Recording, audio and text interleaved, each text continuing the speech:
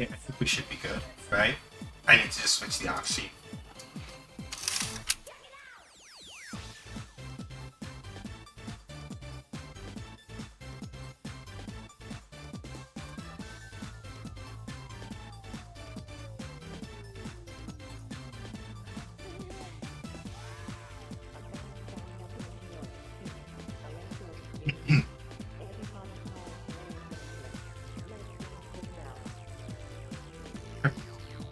Alright. Hi, everybody. Happy Wednesday. I hope the day was restful and or productive for y'all. Yeah. So, I thought about doing more dev work on Secret Game, but mostly we are not at a point where I can push on with a little more extra of that. I think I may need to like sit down and just do more work off stream on that one, just because nothing bad has happened, but it's just that I think the team needs a little more time to cook a couple things behind the scenes before I show it again. So I went and I sat and I thought about it. Also, thank you so much, Squishy, for the 9-month resub and 10 months total. Deeply appreciate it. I get exclamation point hype in the chat. I appreciate it. But yeah, thought about doing some more mystery game today, and I know I said that initially on not Sunday because I had to cancel that stream. I know I initially said that on Friday, but yeah, I sat and I thought about it, and I was like, mystery game needs a little more time to cook, I think. Needs a little more time to cook before I put that back up again. And there's some stuff I want to explore with Godot, specifically for 3D as opposed to 2D, that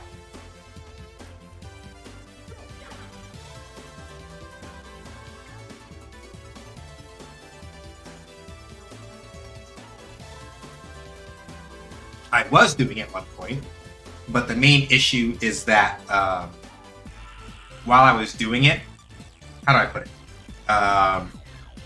I was doing it with a platformer, which is, I'll put it like this. When you are first trying to make a game, it is completely fine if you're like, I want to do the thing that I am most interested in, and the genre that I like the most, right? But a platformer is where shenanigans happen, and it can be a little bit difficult, really, to kind of like stay on top of that.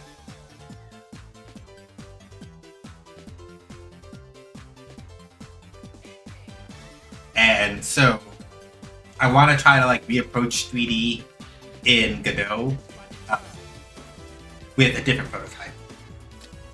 This has been on at some point on the stream. We've done something for this one before, but this is when it was in Unity, I want to say.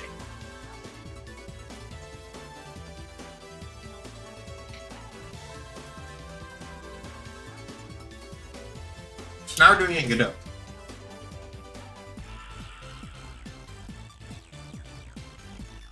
Which is entirely different. Well, different enough. There we go.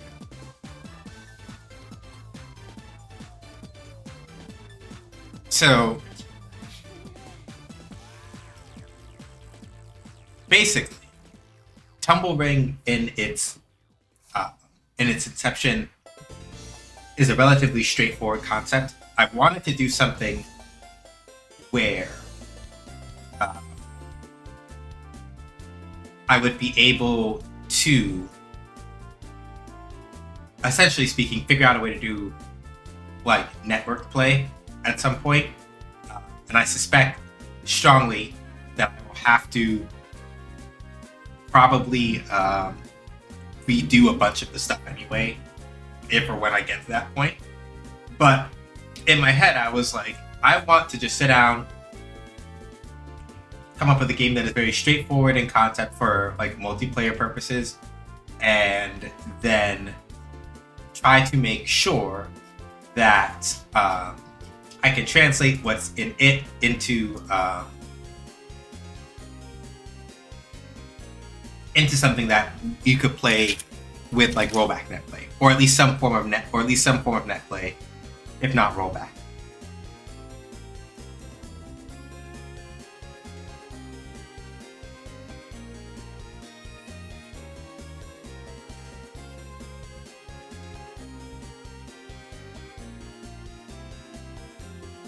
Meant to note to self, I need to like not put fighting games into the Go Live notification because I will forget to change that.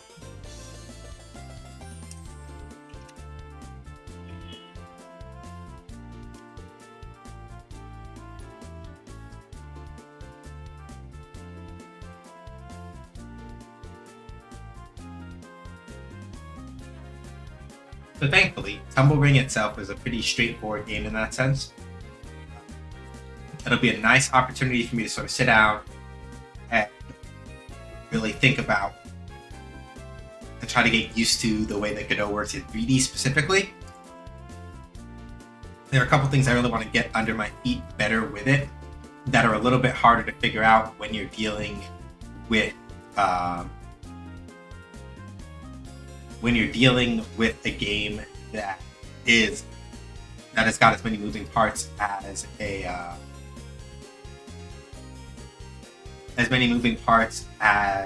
a platformer does.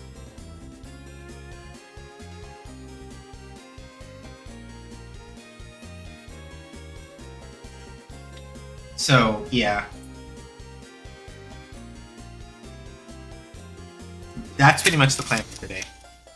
So I wanted to do some kind of programming, but neither like Shoot Lantern or Secret Game are really in a position to like do much or anything. So I'm like, let's do some prototyping instead.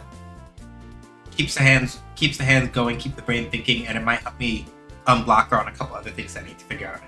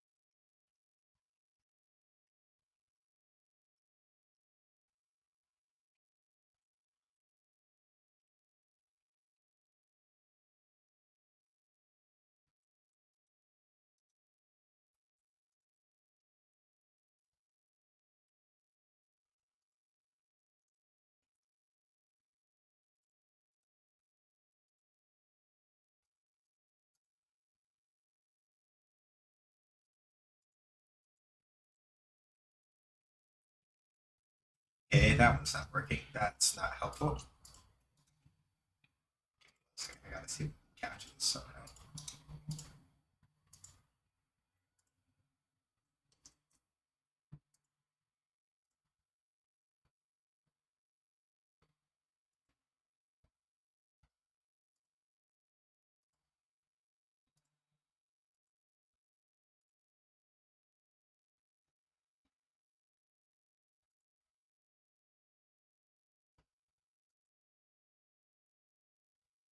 Okay, for whatever reason, I can't get the whole thing, which is an entirely different problem.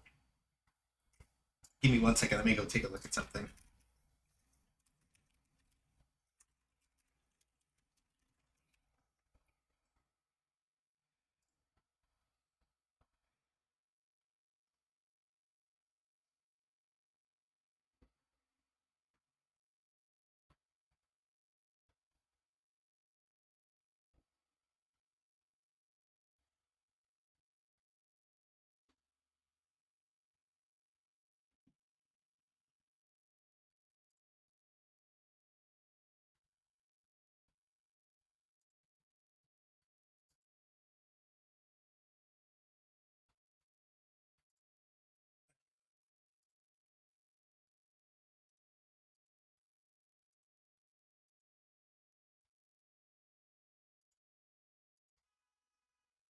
There we go.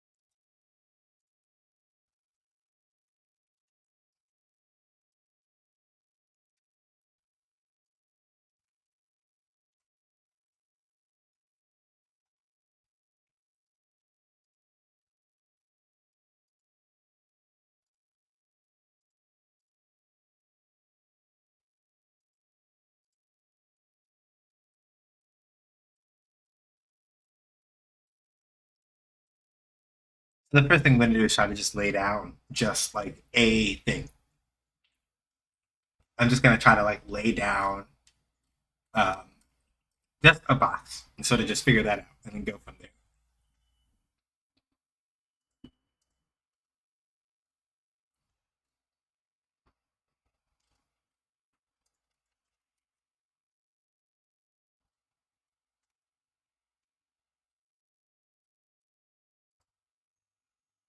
Two D sprite node and a 3D world that can use 2D. Okay, could be interesting in theory, but not quite what we're looking for, I don't think.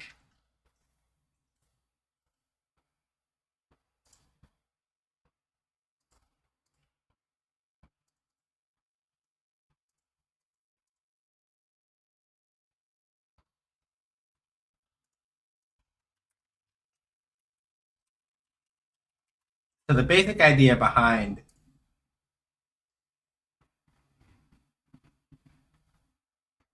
okay, I see.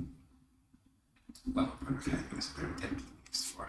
Okay, so let's do something else. Let's use the shapes that are best suited for it. So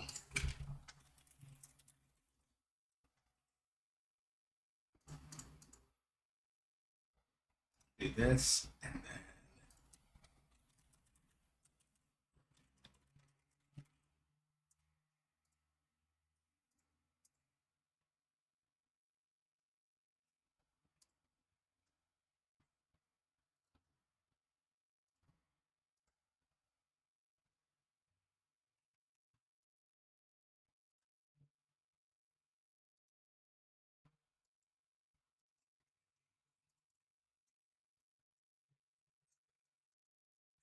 resources, folder, materials, new folder. Oh, we don't even need one. We're just going to do default material white.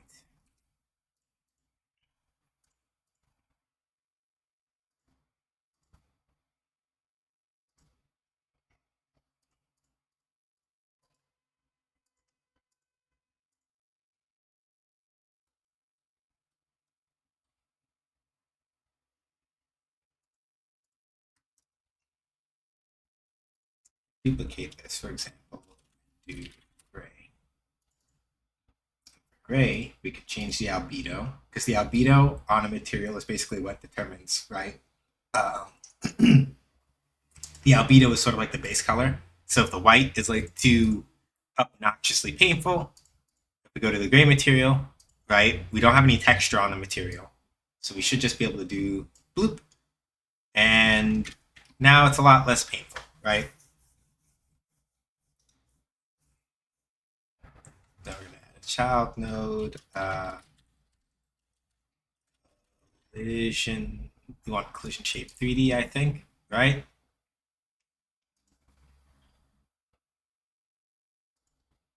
Do a new.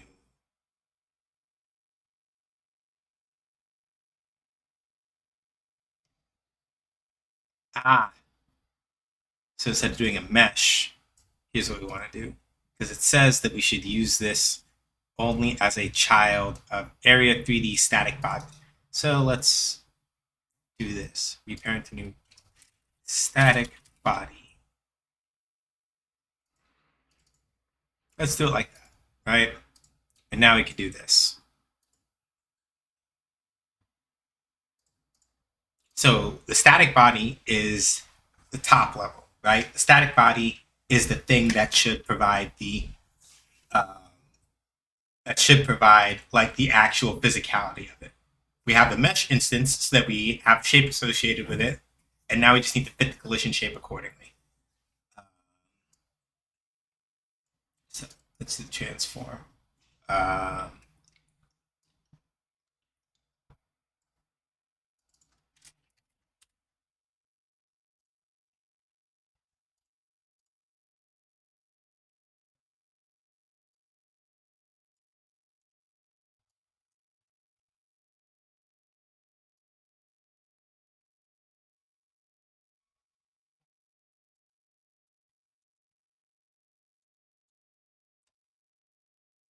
make sure I'm actually looking at chat.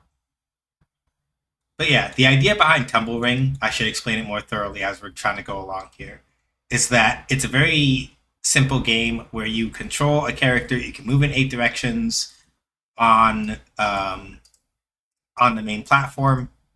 You can dash into your opponents to try to knock them off the ring, or you can kick objects around on the ring in order to force them to um, fall off.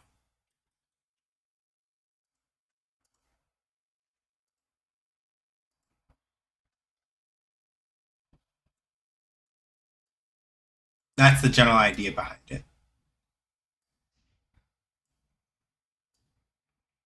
And that's why I was like, yeah, this should be perfect for a game in the overall.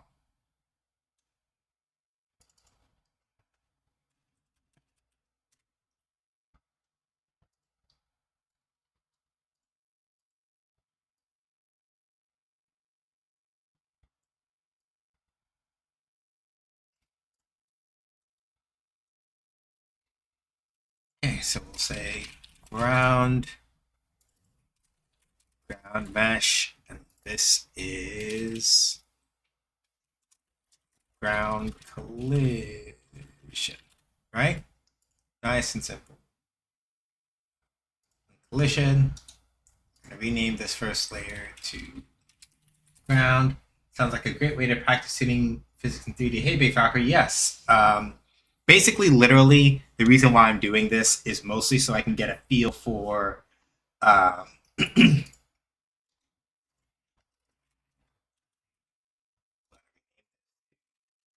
characters and objects, and we'll say that these are its masks.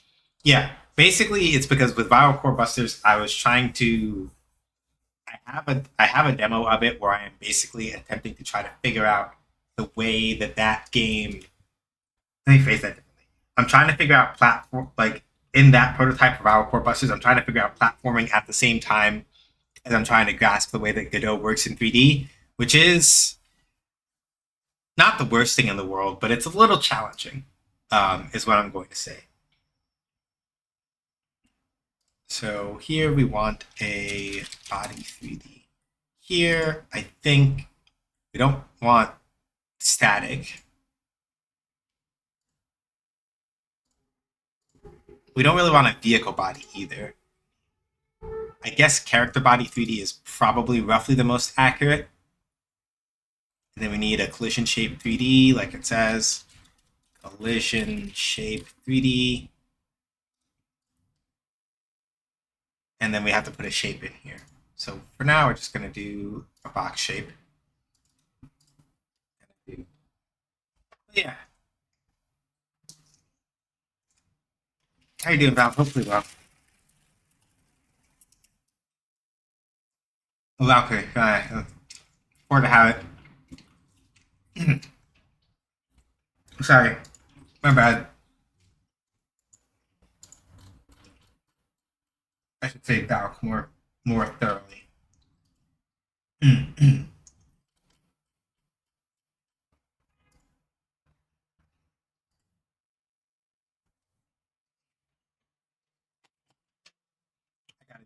I I am working on remembering to ask people how they like to be referred to with nicknames before using them. Sometimes I forget. Um,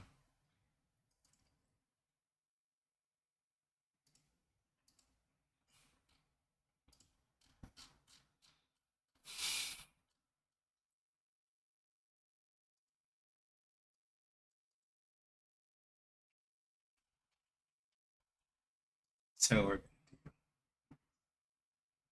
are both perfectly fine. Okay, cool. Whew.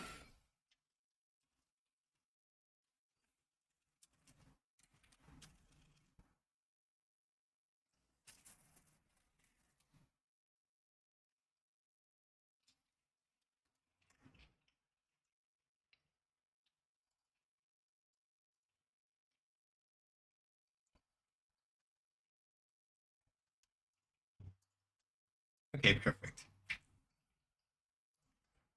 And now for the character body, we're going to make sure that we do these things. And instead of materials, we're going to go up a little bit and go scenes. Instead of maps, we're going to go entities. Entities, we're going to do player.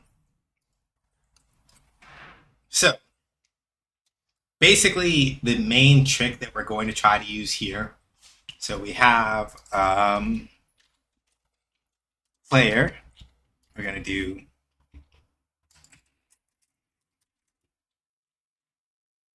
player phys collision. We're going to do player mesh. At some point, I imagine that what I'm going to do is I will have other physics areas, or not other physics areas, sorry. I'm going to have other physics layers where I'm going to have other physics layers that will have other attributes so we can like properly control for a couple other things. But for right now, for certain, we know that for collision, we want the player to collide with the ground, with characters, and with other objects, right? Those are all things that are important. So we're going to save this scene. We're going to come back over to the test map, and we're going to put the player in the test map. As we can see, that's kind of big, right? Not that surprising considering not that surprising considering that I just dropped it in by default. So I could make everything smaller. I could just make the test map bigger, which I think I'm going to do. I'm going to take the ground here, transform. I think I can scale this up.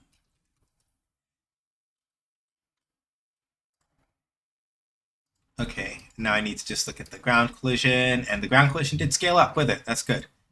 So we're going to do... All right, then. So Val, how you doing today? Hopefully well. It is good to see you.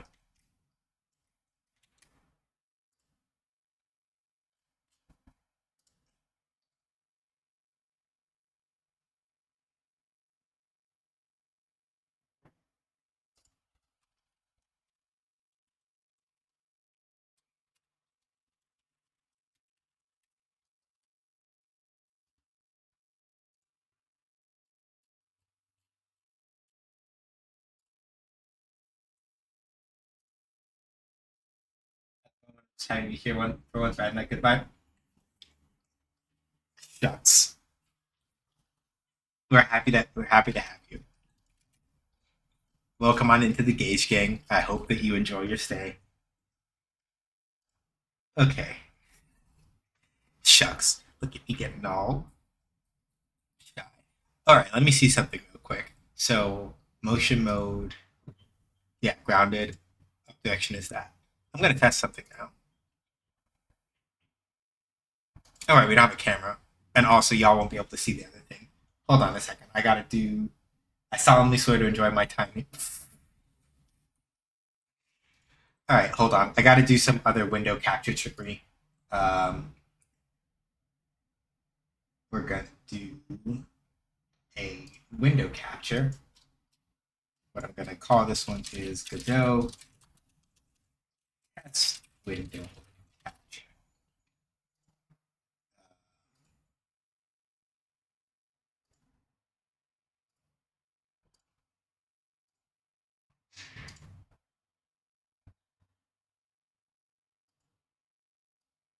Okay, cool. So now we have that. So the reason why we have a blank square here is because so I forgot one of the other important things now is that unlike with the way that it works with it. Oh, lol. This is gonna be a thing, isn't it?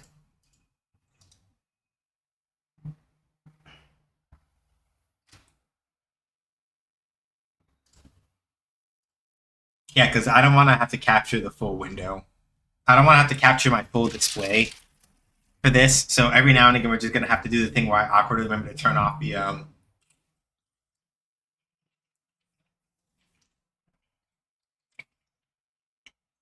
test window when we're not using it.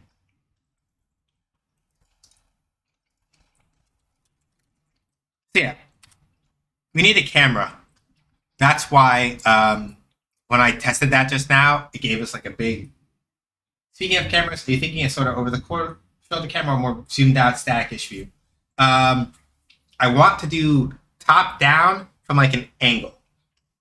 Um, if you have ever played or heard of Crash Bash, um, sort of the way that they do some of their game angles is top down but angled a bit so you can like actually see the characters moving about a bit.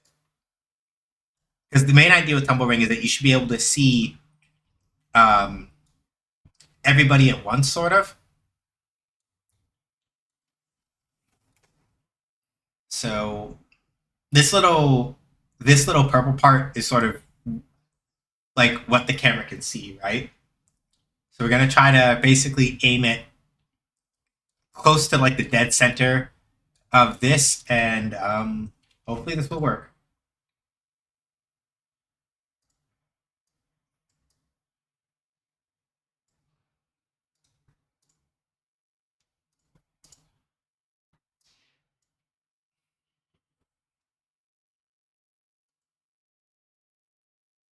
Okay, yeah, much better. For a certain value of better. We don't have a light or anything, so that's why everything looks kind of like super desaturated. Um, or rather, why it doesn't like look natural when we look at it, which is fine. So we're gonna pull this up some, and I'm going to because if we do like an ortho projection, I think it's gonna look weird. So I think we have to do perspective. Yep, we have to leave it on perspective for uh, shenanigans happen. Though it looks like, interestingly, I was about to say, interestingly, I can change it here and that works fine. If we do the frustrum, yeah, that doesn't look right either.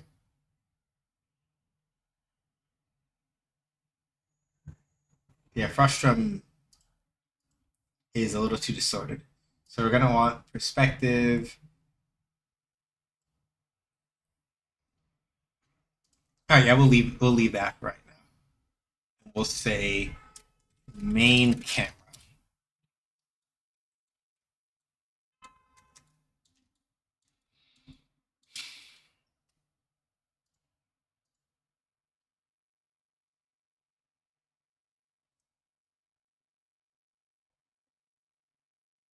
Okay, so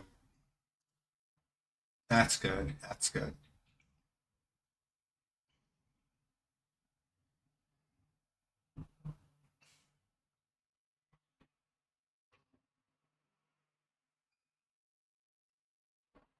So technically speaking, grounded is more appropriate for this.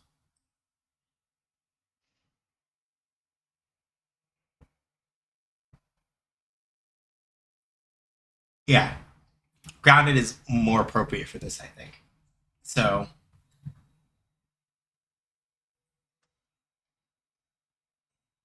okay, now the tricky part is going to be that I need to remember how I did movement code. It's going to be a little different,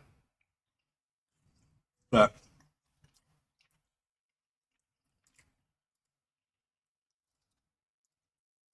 make some folders. So scripts, entities. I'm going to do create new script. We're going to do players script. However, we're not going to do .gd. That is not the type that I want to do. I don't program in GD script. Let me be specific. There is nothing wrong with programming in GD script if you would prefer to do that. I do not, because I know and understand C# a lot better. And one of the reasons why when Shootlander was looking for a new engine aside from Unity, we were like,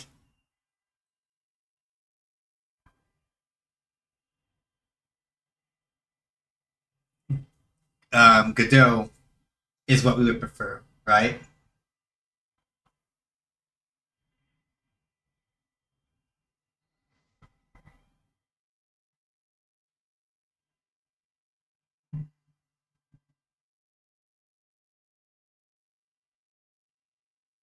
So, with that in mind, right, I was like, C# is pretty much one of the only things that will make it possible for this to work out. Not because it's like I don't think I can learn Godot script, but more GD script, but more like GD script. And in a lot of ways, especially if you're like, I don't already know C#, right? Using GD script is entirely fine. There is nothing really wrong with using GD script.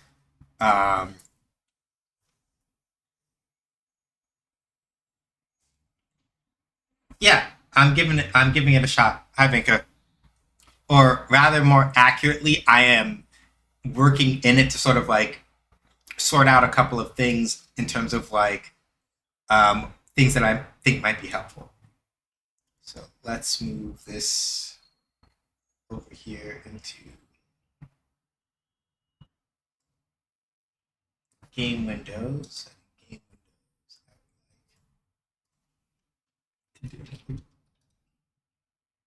Can I add this to a group in here, or can you not do groups in this thing? Hang on. Order, transform. I'm messing with something in my layout.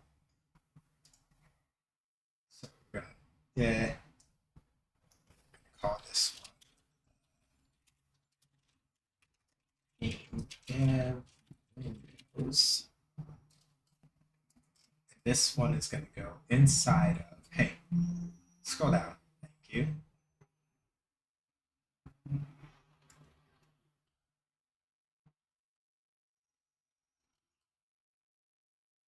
Can we not do groups and groups in, it wouldn't surprise me in OBS?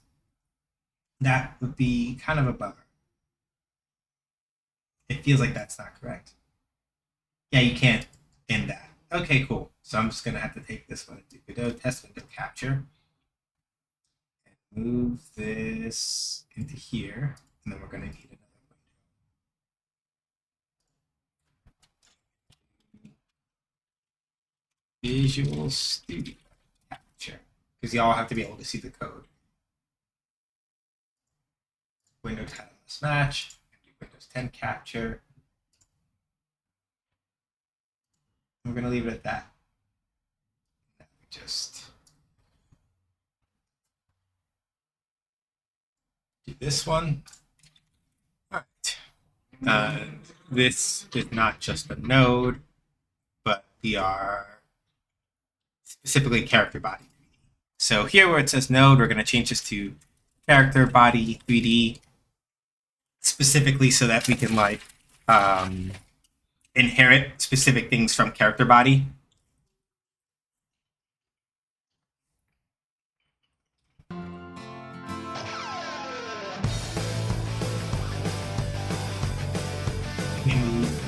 I gotta move this window now. Thank you so much for the follow. Deeply appreciate it.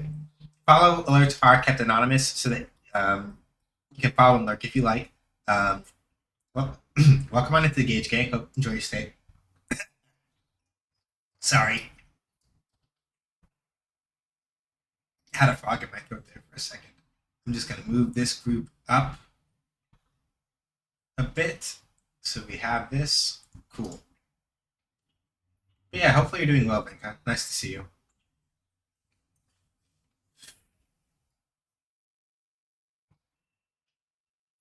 I think I can do this like this. All right. So we have character body 3D here. So that, let me build this project real quick, just so we can like get that set up.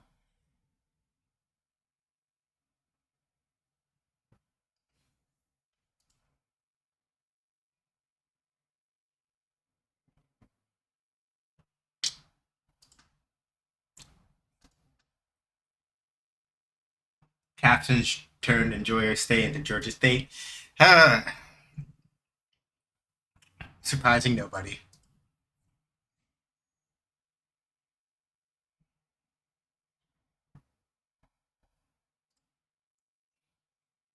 Okay.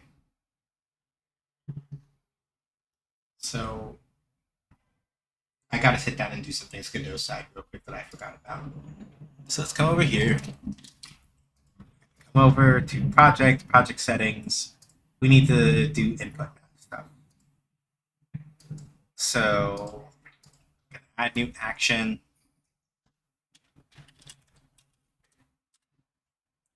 Another one. Another one. Another one. I'm glad for the auto captions, but they do seem to be struggling. I'm sure they're doing their best, and I'm very proud. Yeah, part of it is also because when I start thinking really, really fast and I start talking even faster, it really can't keep up. That's mostly what it is. When I enunciate and I'm not so intensely focused on saying all the things I need to say fast, then it can more or less keep up with me. But when my brain starts cooking, yeah.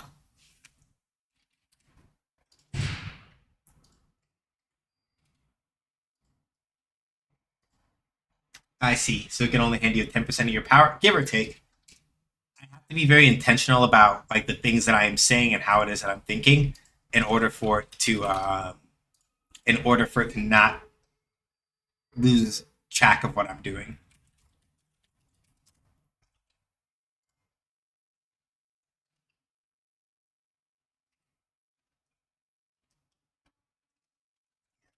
Moving spacebar, spacebar.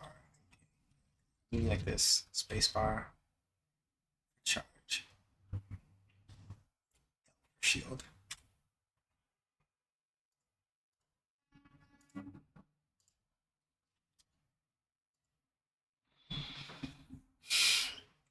Okay. Yeah, it should be better.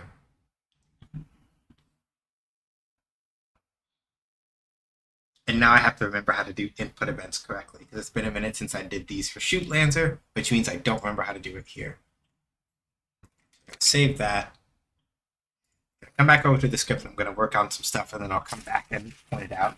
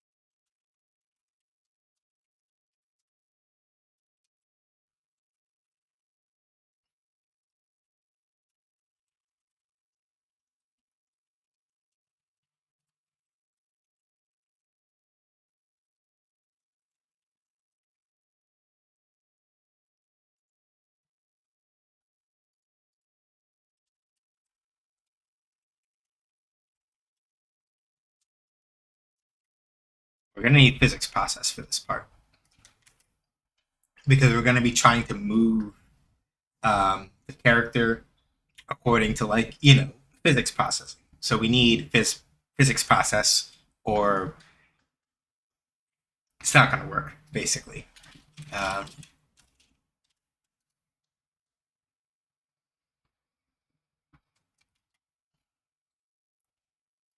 However, when it comes to processing inputs, at least I'm going to do this the way the Unity does it for right now because I don't think I have any other reason to do it otherwise.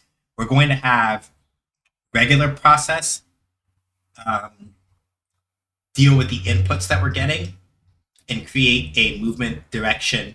Like we're going to get the inputs from that and then figure it out from there.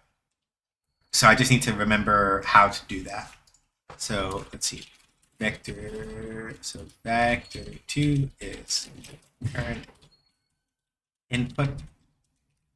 Vector 2 prev input. So if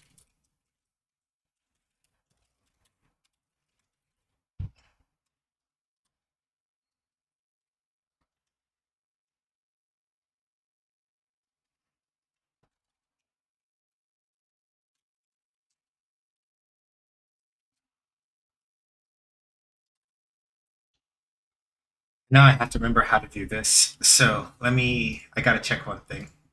So over here in my handy dandy Godot window, my Godot lookup window, which y'all cannot see.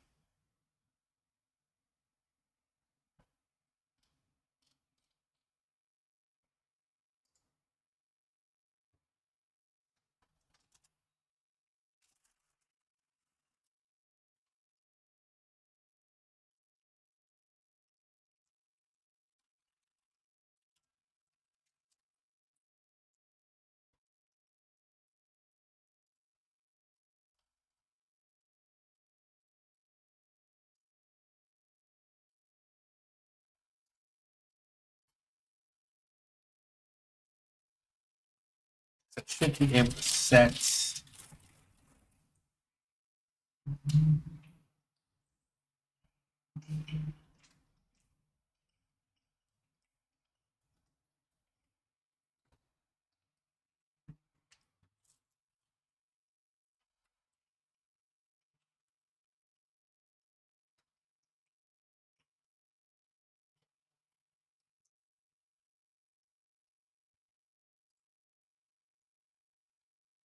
There we go.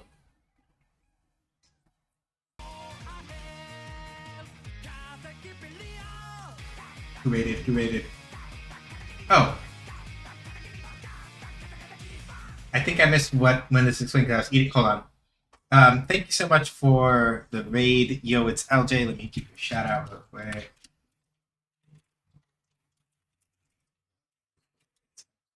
Jay. Also, hey Bees, what's up? How you doing?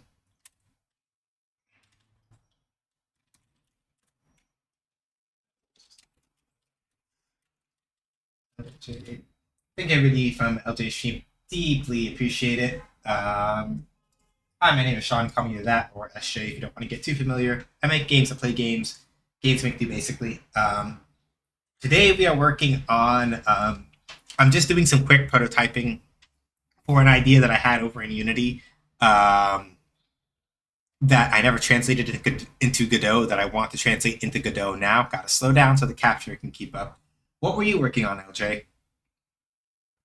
To answer Sebi's question, this is basically just supposed to be I guess you would call it a multiplayer action game. The major inspiration is one of the mini games from Crash Bash, where you were able to like walk around and like kick crates into enemies and things like that. I'm doing that, but with like a little bit of an extra kick and flair here and there. Is the idea.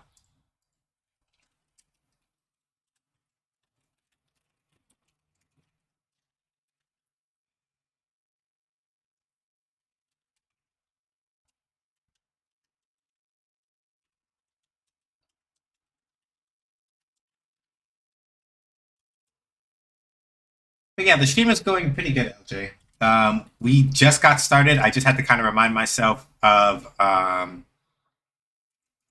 had to remind myself how to do this particular thing that I'm doing right here. going to say here, current input is calculated based on the input from our 4 directional variables. Store the previous input before we get the new one. Now I just need to do gd dot print current input, just to make sure that we're like actually getting something here. But yeah, we do always love. So yeah, also bees. I saw bees up in the chat. How you doing, bees? And then yeah, LJ, how did your stream go? What were you working on? Because I see that you do software engineer, like indie game dev stuff. So if you can share, by all means, we'd love to hear it. So speed 100, good. So the character's not going to actually move yet because I haven't like programmed any of that in yet. But okay, good.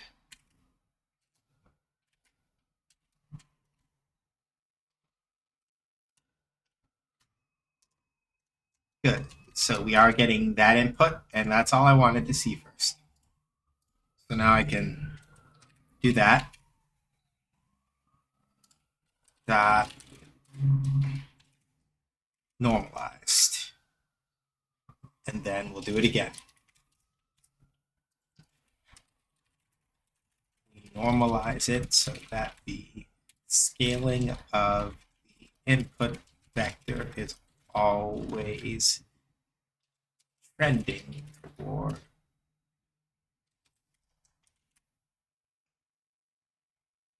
well, no. We may not want to normalize it here because if it's normalized, we may not get negative values. So I have to probably figure out something else. There's a trick to this.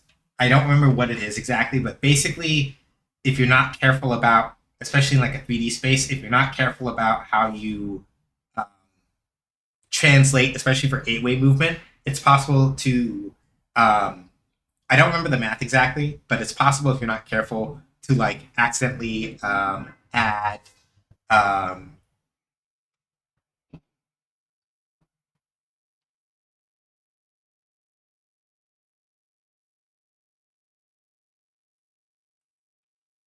It's possible to like accidentally add more. How do I put it? It's possible to like cause too much of a change in direction going diagonally with both. Um,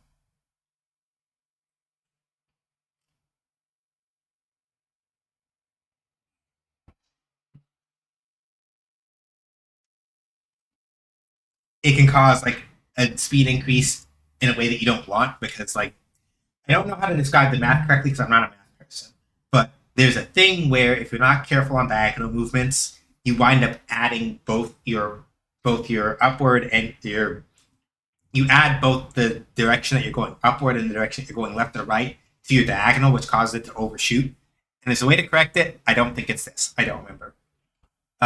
Yeah. So if anybody ever tells you that you need to be good at math to be a game dev, it helps, but it's not required. Because like y'all can see that I can't remember the thing mathematically specifically, but I know it exists. It's just that I don't remember what it is or how to fix it yet. So I'll deal with it when it becomes an issue.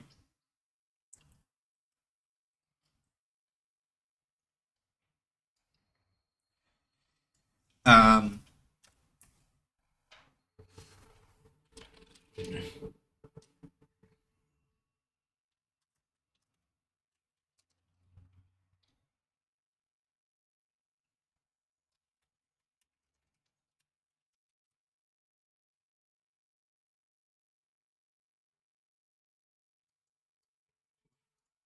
okay, hang on a second. We have to do new vector 3. We're going to do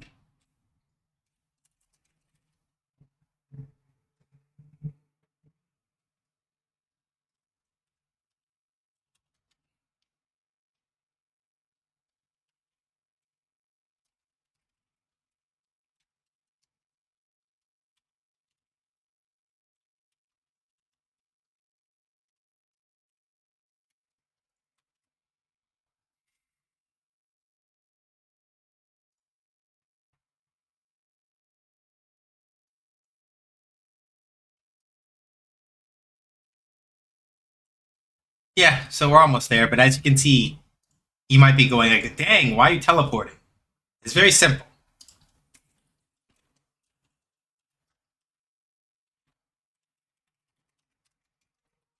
So, operator that can't be multiplied to operands of type. Fine, we'll just do it like this.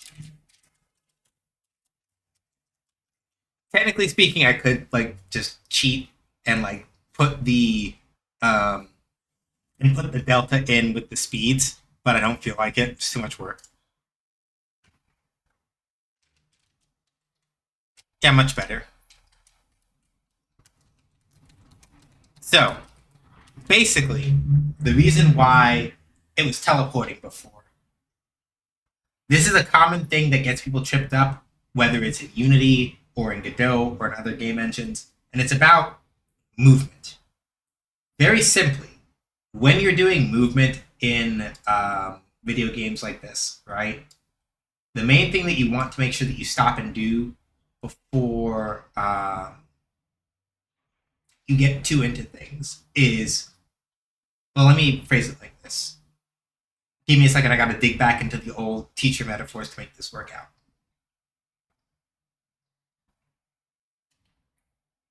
Basically, you have situations with frame dependent movement and frame independent movement. Usually, you want to go for frame independent, which is what I did here. What I mean by that is if you are in a situation where your computer is pretty good, right? And is relatively okay at like processing loads of data or all the other stuff, right? The way that like the number of times that your computer like may refresh rate on its screen or whatever might be really high because it's not like chugging through a bunch of other stuff, right? And so if you have frame dependent movement with a computer that runs really great, what happens is when you're doing movement, if you're not careful anyway, you will be moving extremely quickly because it will be separated from how fast your computer is actually like updating the monitor, right? How many frames it can process and all that other stuff. I'm grossly oversimplifying this, but this is basically the way that it works. So with frame dependent movement, this also means though by proxy, if for whatever reason your computer starts chugging and it can't process as many frames as quickly, your character will subsequently slow down as well. So in order to get around that, you want what's called frame independent movement. And how you do that is very simple. This thing called delta right here, right?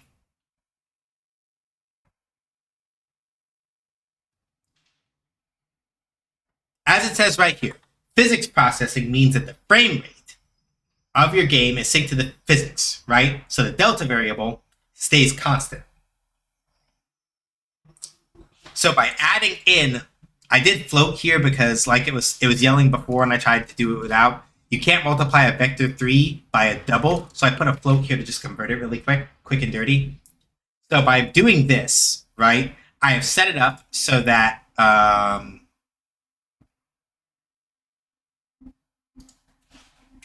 then I'll just invert it here to make that work correctly. By basically taking the entirety of this, right? Because think about it, right? Right now, if I were to take out the float delta, I would be saying every 1/60th of a second move 100 units, right? Which means that by the time a full second has passed, if you've been holding it, that's a lot of units to move, right? Because current input, let's assume that it's 1, right? Let's assume that current input is like 1, 0. So I'm moving to the right. If I move at 100 units per 1/60th of a second or however fast my game happens to be like running at for frame rate, right? That's a lot of units really fast, right?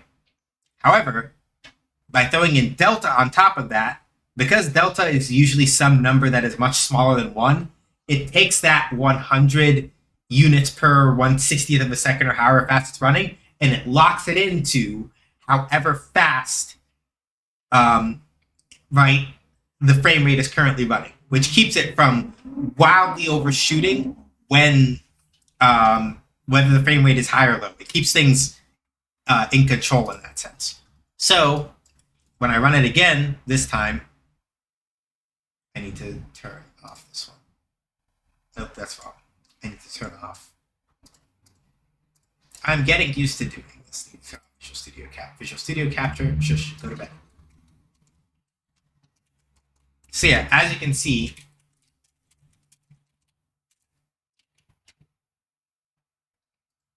oh, we got an ad break. Okay, we've got an ad break. So for those of you that are not stuck in ads hell, I'm gonna go to AFK real quick, wait for the ads to finish, and then I'll come back and explain the thing. I'm gonna finish explaining the thing. So be back in a second.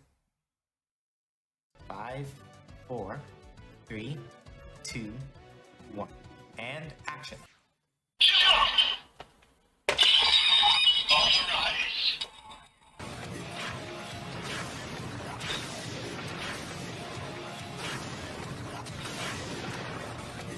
Henty! The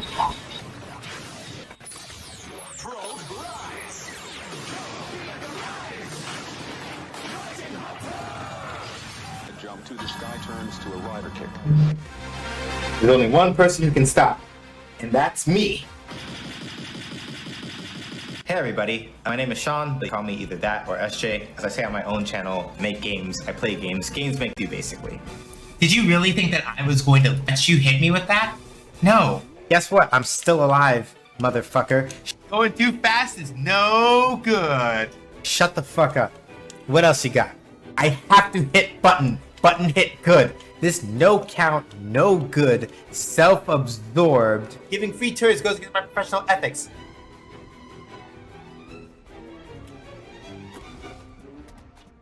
I saved your ass! Yo, the nerve of this motherfucker. The absolute gall. The complete stinkiness. Do you see these motherfuckers? They stole all my shit! Fuck out of here. Fuck you. I don't give a fuck now. Stank ass, punk ass, smelly ass motherfucker. Yo! Not with the deep cut. My brain is full of eels. Anyway, so Fuck. We should just play this fucking video game. Damn it. That's not fair. No, that's fighting dirty. You can't do that. Just because it's correct doesn't mean it's right. Just for that, I'll teach y'all to talk to me about the consequences of my own actions. And now, this poll that I'm not going to look at the results of yet, I'm lying, I'm going to look right now. Jesus fuck! Why are y'all like this? What was the reason? This is all according to my calculations. We will probably be fine.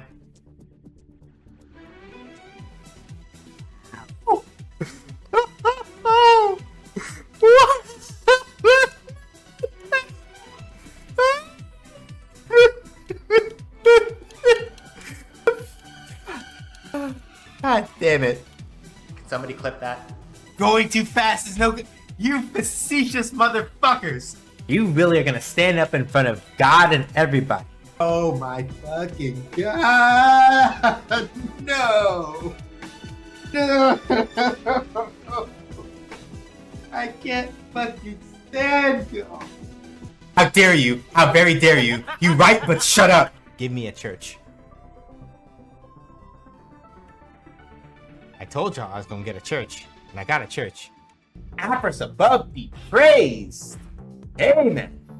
Amen. Hallelujah. And peanut butter. Praise be to Lord R.N. Jesus. For in our time of need, He has provided. Can I get a blessings to R.N. Jesus in the chat? I have to behave. I have to behave. I have to behave. I have to behave. You know what? I'm just gonna do this. What kind of just nonsense did you just... What in the hell do you mean? You put me on your whole motherfucking screen?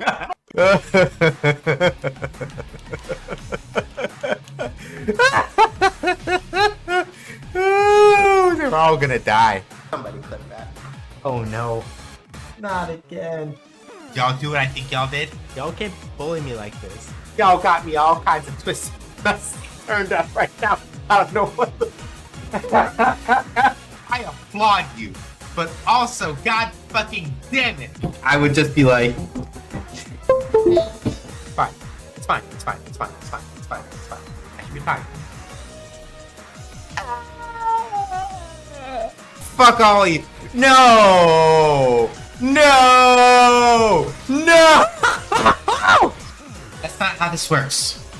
I am the danger. Oh yeah!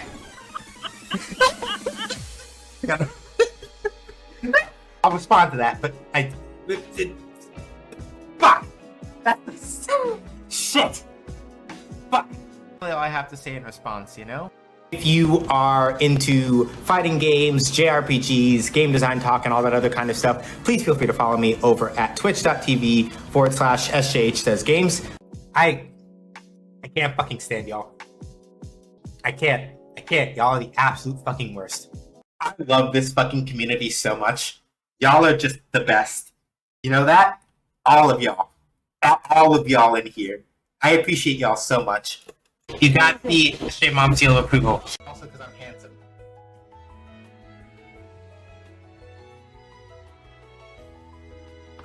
Good job.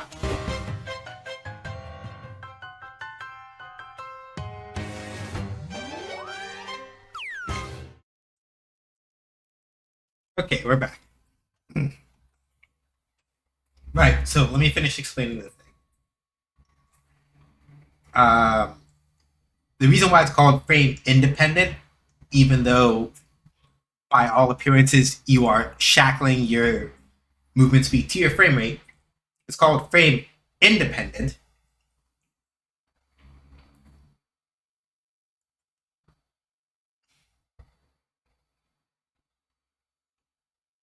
It's called frame independent primarily because you are setting it up such that you are no longer dependent on your game's frame rate to keep a steady movement speed. That's why it's called frame independent movement when you set it up this way.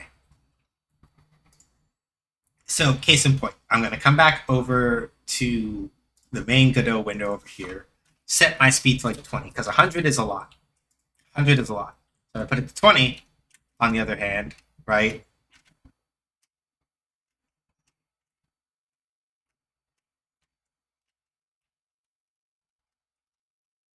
A lot less ridiculous, right? I put it to 5.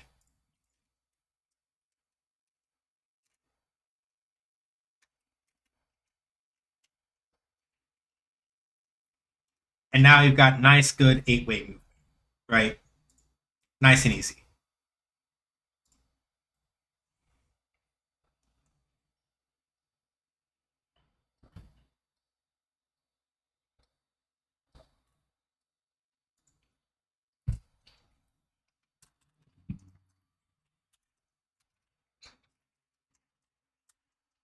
Now we're going to say, no, I don't want that. Damn it. Just give me the if statement.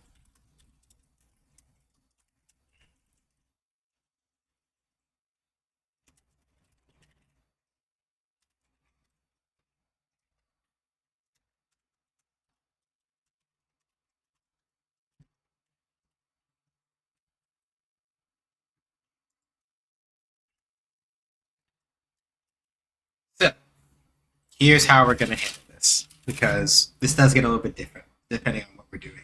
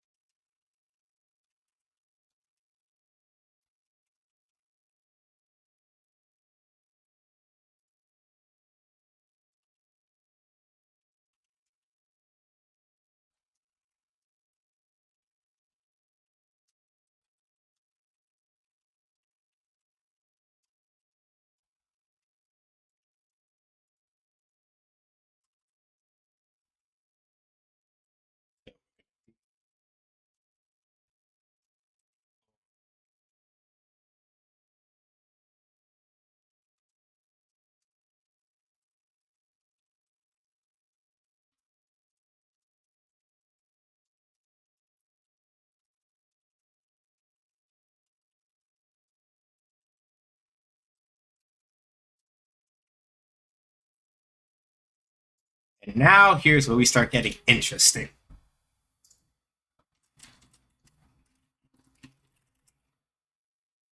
Timer, charge timer.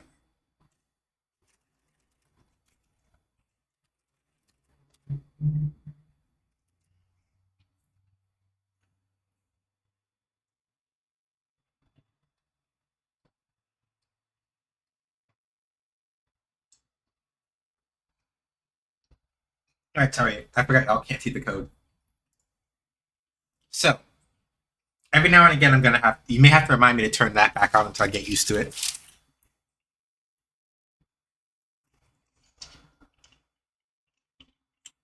But,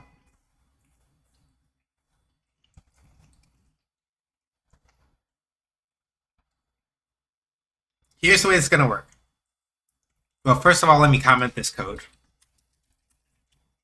The current input that the player is receiving, the previous input that the player put in. I should say that this player is receiving and that this player put in.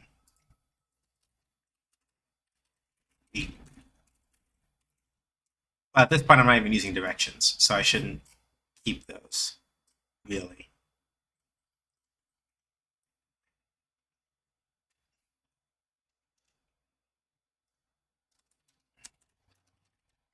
Delegate function class for physics updates.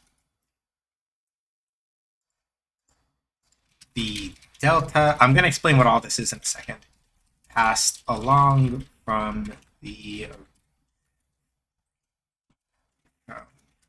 physics process.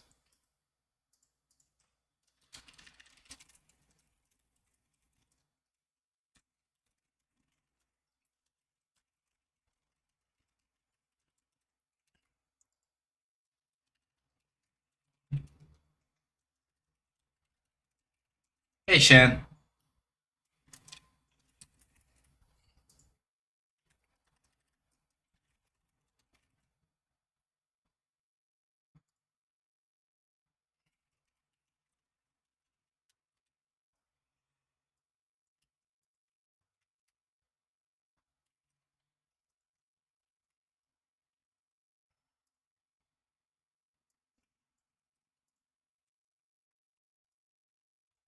The timer node representing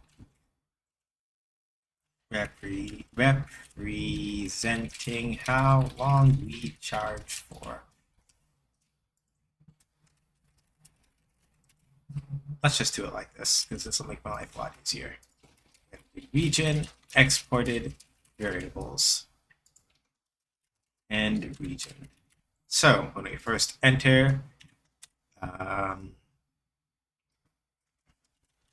current phys update equals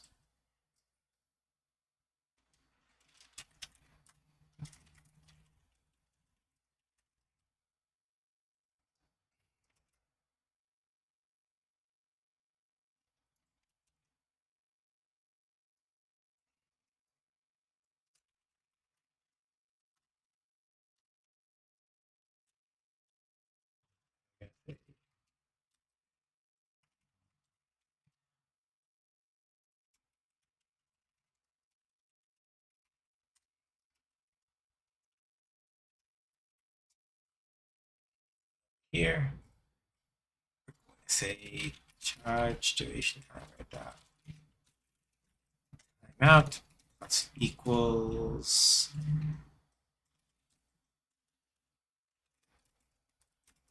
current phys update.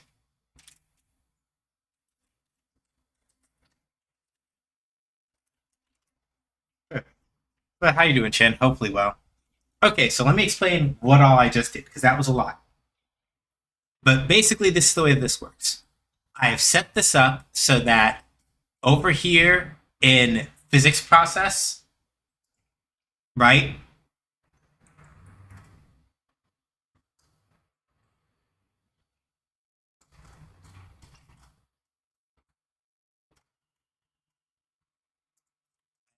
this though. I've set this up so that over here in the physics process, right? And this is the reason why I've done this. Our behavior when we're charging is a little different than our behavior when we're not. When we're not charging, we should be able to move around normally and do all this other stuff, right? When we are charging, on the other hand, that should not be the case, right? When we're charging, we should be focused in a specific direction until that charge is done, right? So, in order to make that work, there are a lot of different ways I could have done this, but the way that I prefer to do this in C# is by using something called a delegate, right?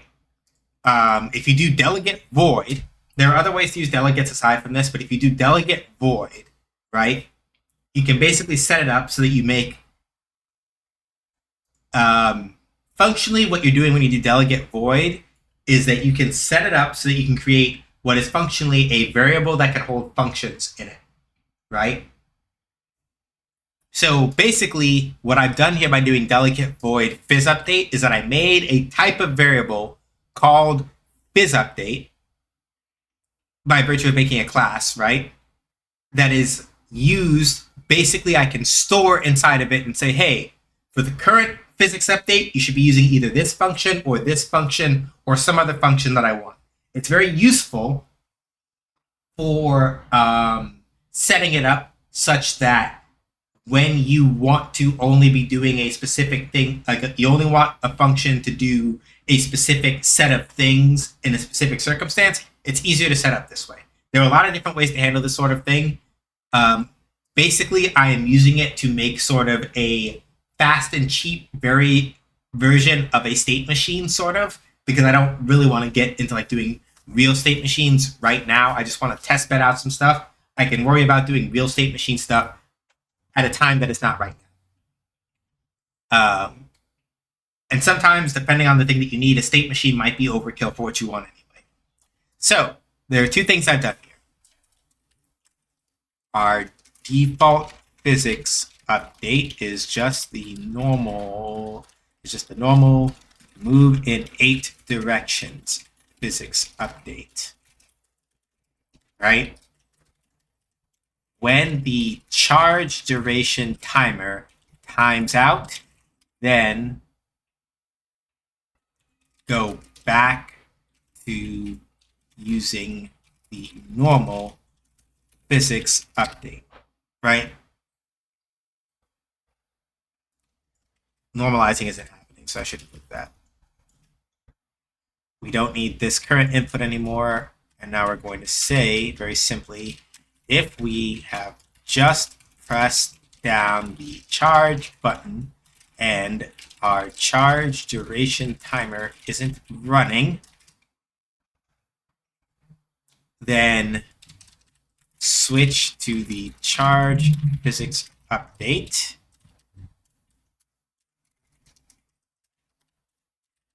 Start the charge duration timer.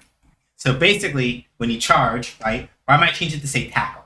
So basically, when you tackle or attempt to tackle in Tumble Ring, the idea is that you will be committed to that direction for a specific period of time, and then you stop, right? So to that end, we do need another vector 2 over here where we do vector 2, where we do vector 2 charge direction, right?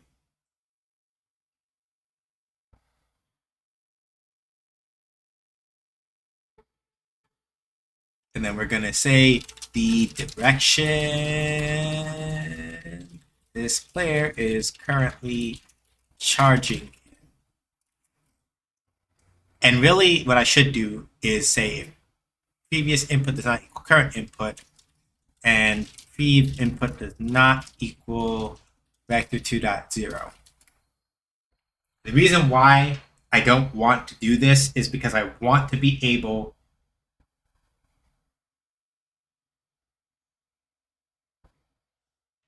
well, I should say in current input does not equal vector 2. Current input does not. We do not store the same input twice, nor do we store an input. Store the current input as the previous input before we set the new input.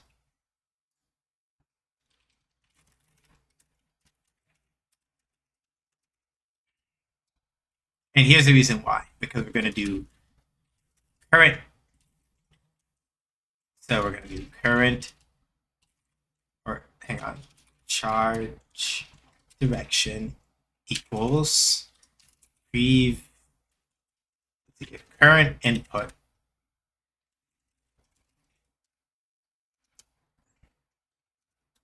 So if the current input is set to vector 2.0, then we want previous input. Otherwise, we want current input.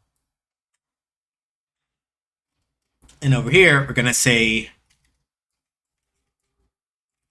move and collide, charge direction dot x, negative charge direction dot y, and do that by that. So if we have just pressed down the charge button, our charge duration timer isn't running. Set our charge direction based on whether our current input is 0, 0, or not. If it is, then we use the previous input to direct our charge direction. If it isn't, then we use the current input instead.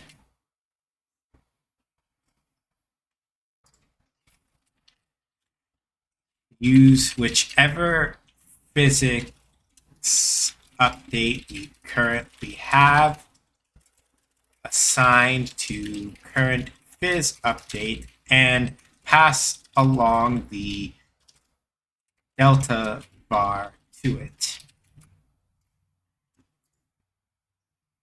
So yeah, really, realistically, I could have just done a thing really where I did like, if we're charging, do this, and it would have been only one. But let's say for whatever reason that there are very specific things that I want to happen during the charge physics update that I don't during the normal physics update. It's better to have them separate if this is the pattern I'm going to be using. We're going to turn off Visual Studio Capture.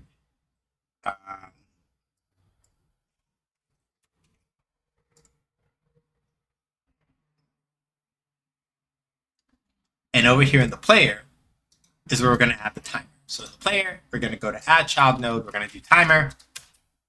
We're going to call this charge duration timer.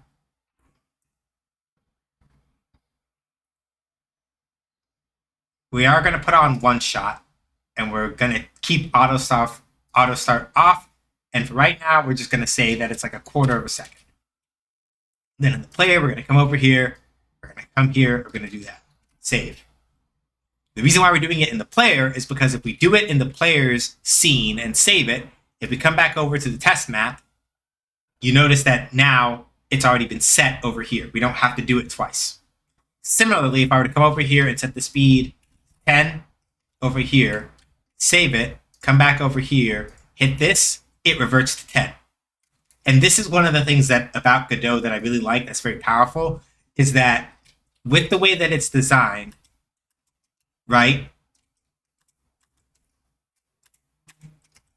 And now you can see, right? I move a little bit and I wait, and I'm automatically off in whatever direction. So to make this a little easier so we can actually see which way we're going, let me figure out how to get which one of these spaces is forward, actually. So we're going to do here, we're going to switch this for a...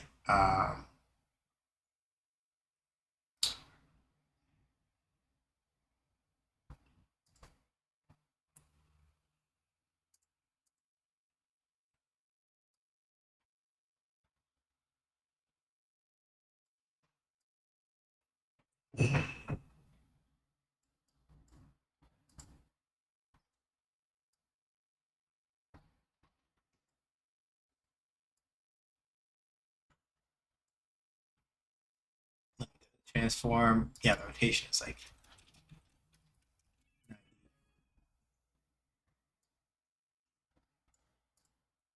So the reason why we're doing this is so that I can explicitly tell which way is which. Hang on. Yeah, do this one.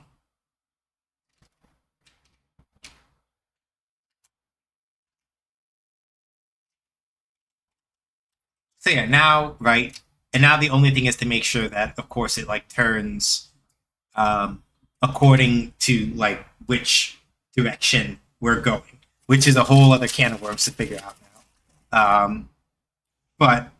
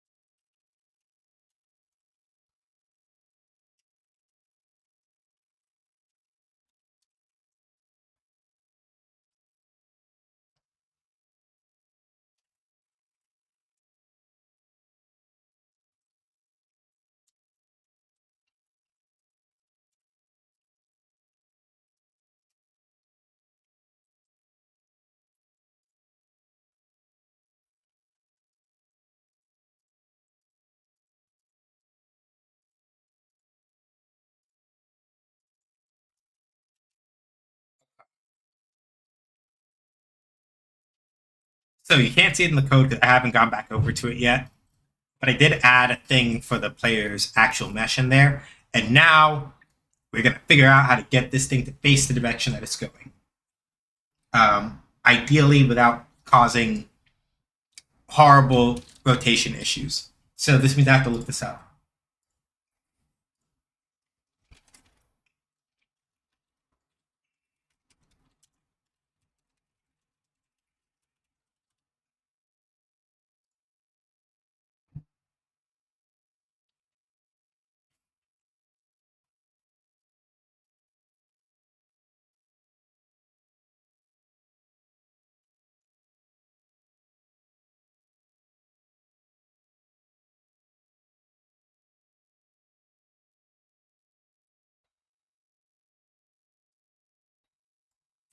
Okay.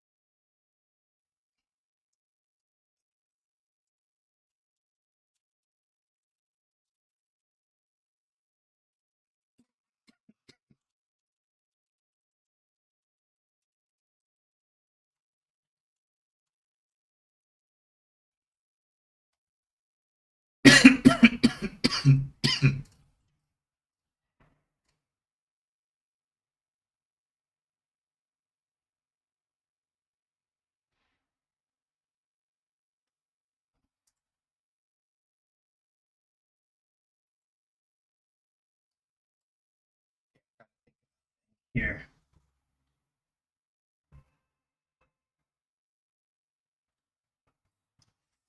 Okay. Look.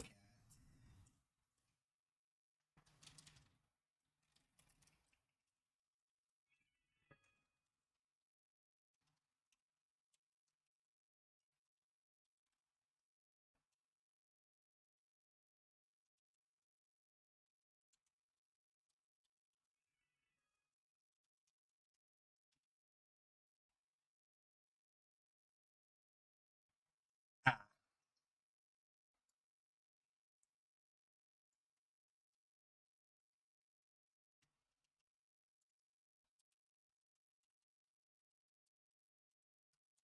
I'm just doing some things real quick. I know y'all can't see it.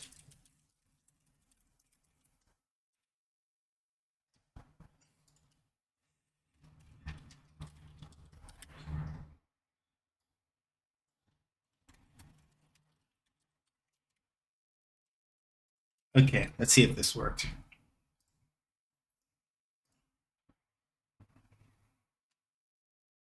Right, no camera there. Can't see that.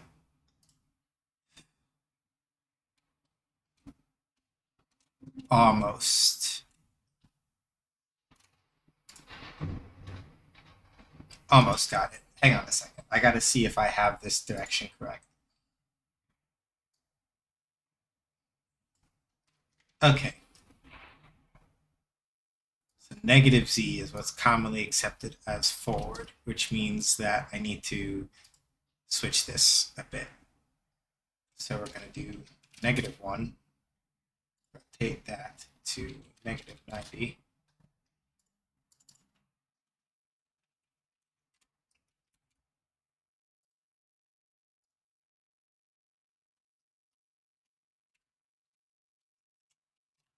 There we go. Okay, cool. So I will explain the thing that I did in a second. I'm just going to finish doing a couple other things.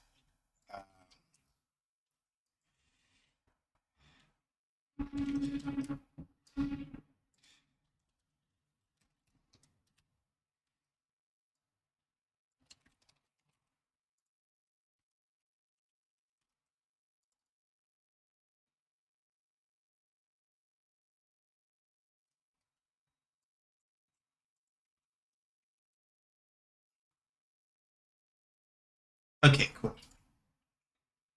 I think I got it. So let me.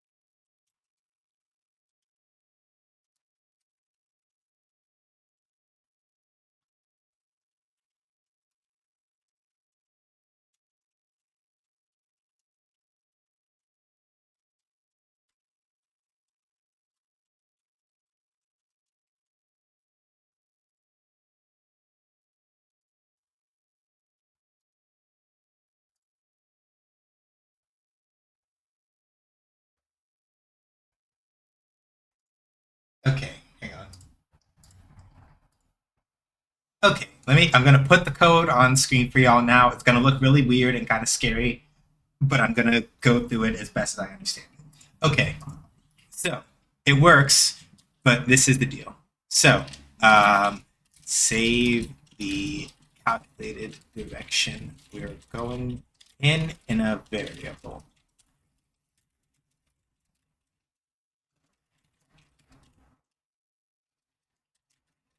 It's the current input translated into x and z in a vector 3 with a negative y input to make sure that we're going forward.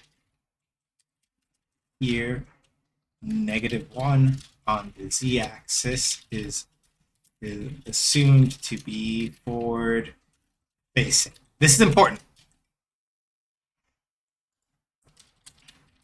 Move and collide this player using the calculated direction. Take the player mesh and point it in the direction we're facing. This is the important part, right?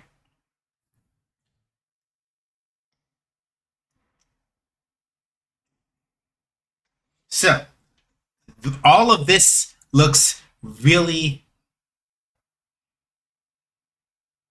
complicated, right?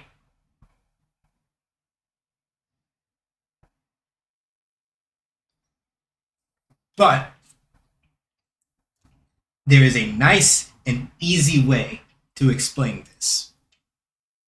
So all I really did was I took the code that we were using initially that we put inside of calculated direction and I stored it in a variable. So this used to be in here. So I just put it in its own variable and now look at with the player mesh. This variable is the 3D node for the player's mesh, right? All look at does is say, right? Give me a target that I should be looking at and tell me which direction is upward so that I can coordinate myself by saying here is up, and then we're going to look at whatever it is perpendicular to whatever your up axis is, right? So if our player is here, right? This is our player, right? Moving around on the ground. If look at is always going to try to be perpendicular, then if we make the up axis into vector3.up, which is just going up on the y-axis, the perpendicular line that's formed is always this. So that's why we turn around correctly. Now, for bonus points, because y'all saw initially that I moved this over here, right? I moved this over here to make this work correctly. But if I choose to do this instead, right? If I put it back the way that I had it, and I make sure that it says true at the end, then what should happen, assuming that I read this correctly? Yeah. Basically, by default, right? The camera, the forward axis of a camera, right? If you're moving forward with the camera, you're moving negative in the Z for Godot. So by Godot's assumption, if the camera is moving forward, that means that its Z position is growing more negative. You see how it, if you look at the bottom where it says translating, how it's getting more negative? So if you move the camera, if you're moving the camera forward in Godot, the assumption is that you're moving the camera in a more negative direction on the Z-axis, right? However, some models, whenever you make them, right, if they're facing forward on the Z-axis, for some models, it's positive instead, right? So all I've done here is set it up in such a way that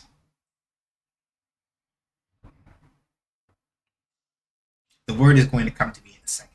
It truly will. I've set it up in such a way that if you, by chance, right? Actually, let me see something real quick. If I do, now I have to change the type over here. Change type.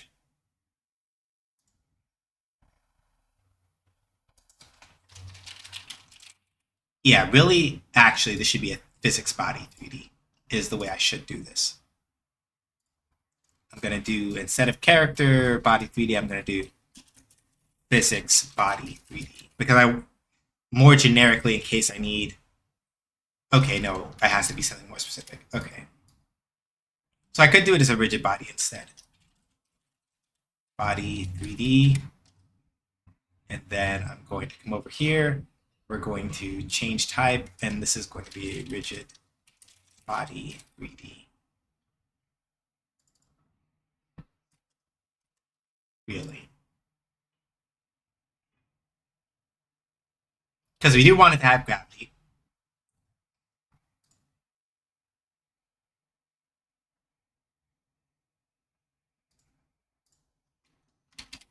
And I think that should do it.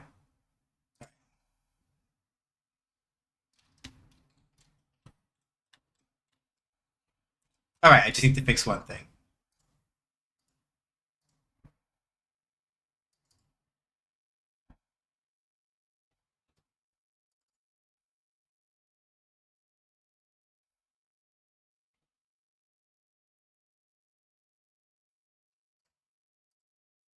I just need to put true down over here.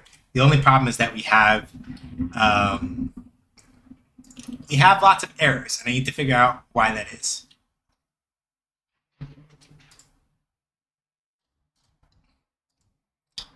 Node, origin, and target are in the same position. Look at failed. Okay, hold on. Let's go look that up. Look at node, origin, and target are in the same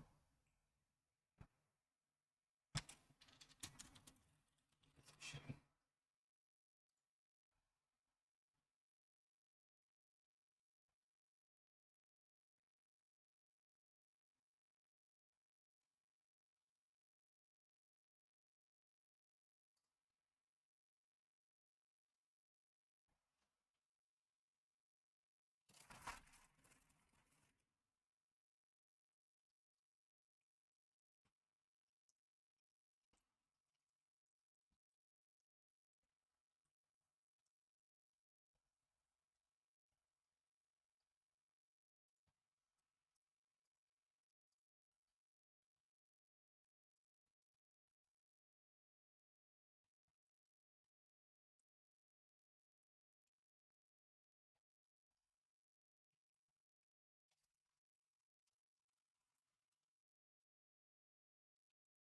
Oh,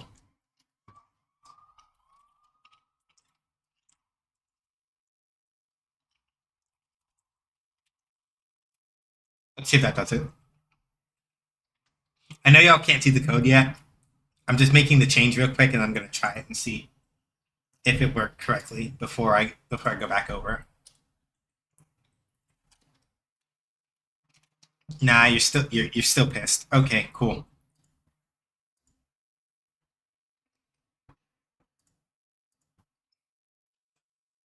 Okay.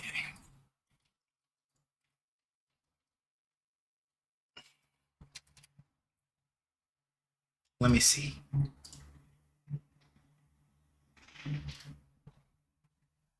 I moved the if else under that.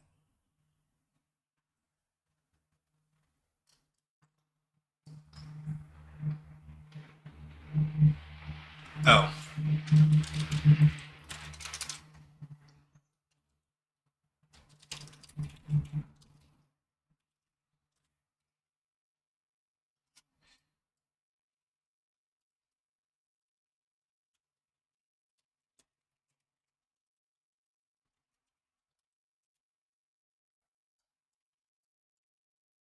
I guess I could try this and see if that does it.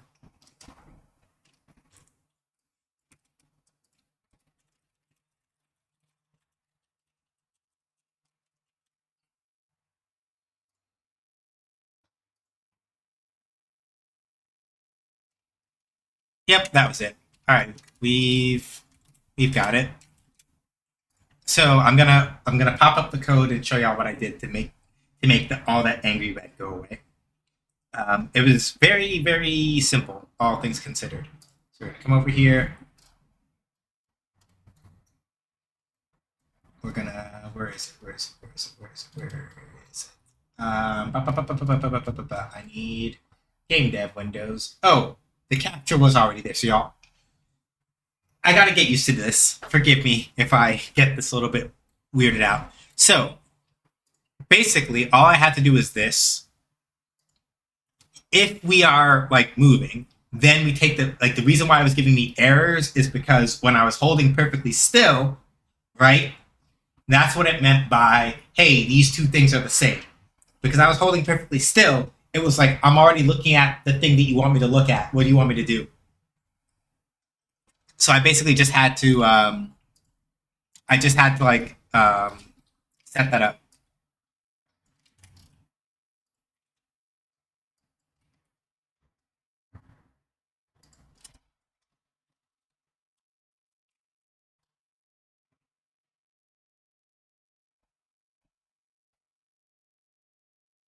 Actually, realistically, I could probably even just,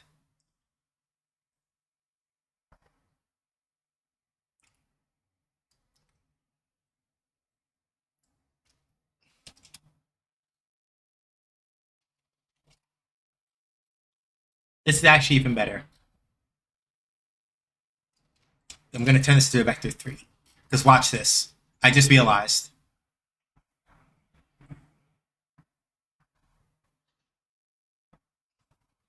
We're going to do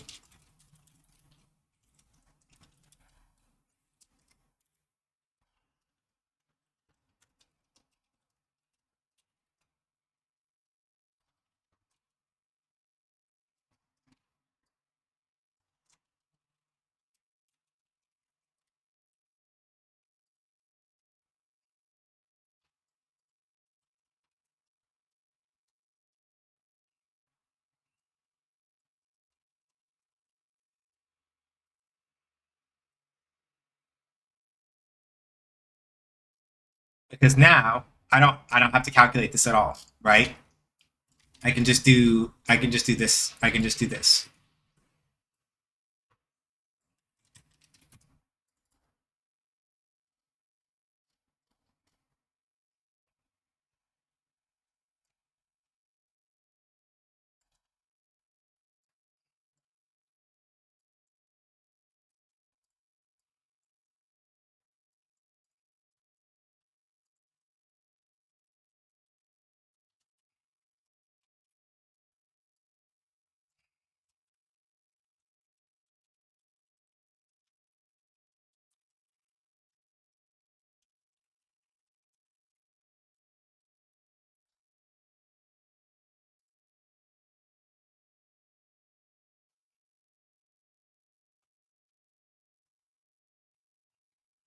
Right? So I sat and I thought about it, right?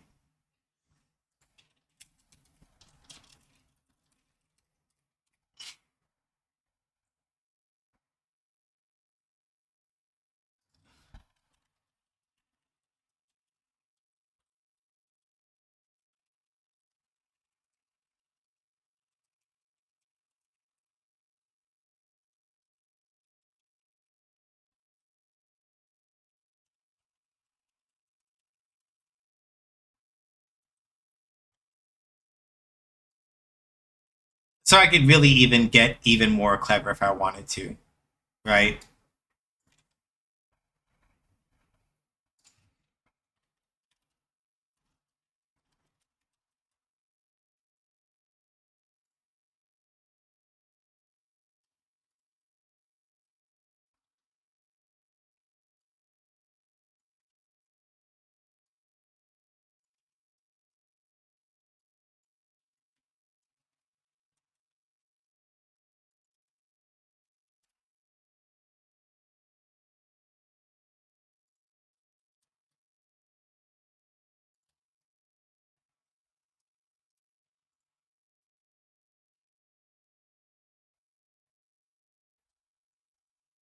Right? So I could do that.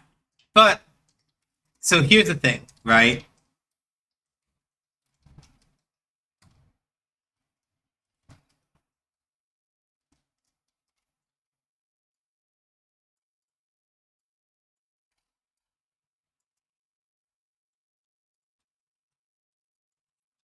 So technically speaking, right, is this and then this less efficient? Technically, right? Because I'm doing two things. I'm basically setting up two things where I could theoretically just do one, right? But, and here's the important part, because I think this is something that people talk about in programming, but don't really think about in programming, is that there is, and this is me personally, this is my personal thing, right? This is the way that I think about it personally. While being really efficient with your code and all of that is, right, really good, keep in mind that you have to strike a balancing act between, okay, it depends ultimately, right? If this is code that you intend to maintain in any sort of way, right? You want to consider that you want to make sure that when you come back to read it, you're not like trying to strangle whoever it is that wrote it. And sometimes that's the past version of you. So there is a line between, right? Yeah, I can make this code super efficient and have it set all of its like if-then conditions and everything in one line, and I don't have to save another variable and all that. You could do that, and that works, and that's fine. But you have to also be willing to kind of go to yourself, does that mean that I can actually read it again at some point? So, right, I could basically take this code, copy this line of code, put it in here, and basically never have to save this vector to next charge direction. Wouldn't have to do that at all if I felt like it. But then that means that I have to remember to be able to read the way that I wrote that later. And can I do that? Yes or no? Right? With the code comment, most certainly that would help keep me from like getting mixed up in that particular aspect if I comment the code correctly. Or I could be willing to accept a little bit of inefficiency in exchange for like being able to read the damn thing at a glance. And that is sort of the thing that when people tell you to write clean code, I think it's something that doesn't get talked about.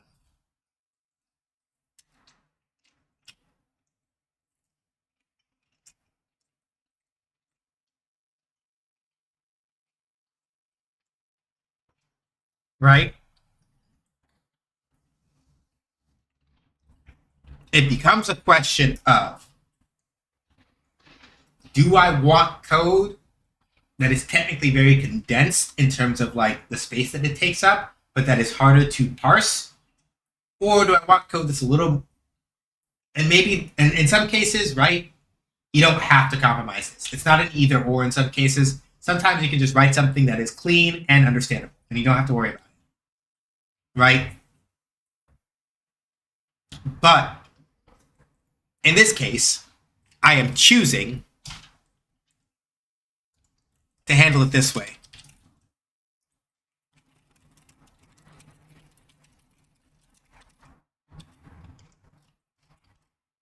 Well, I should also be very specific about this. Well, no, in this case, we should know for a fact that it's never going to be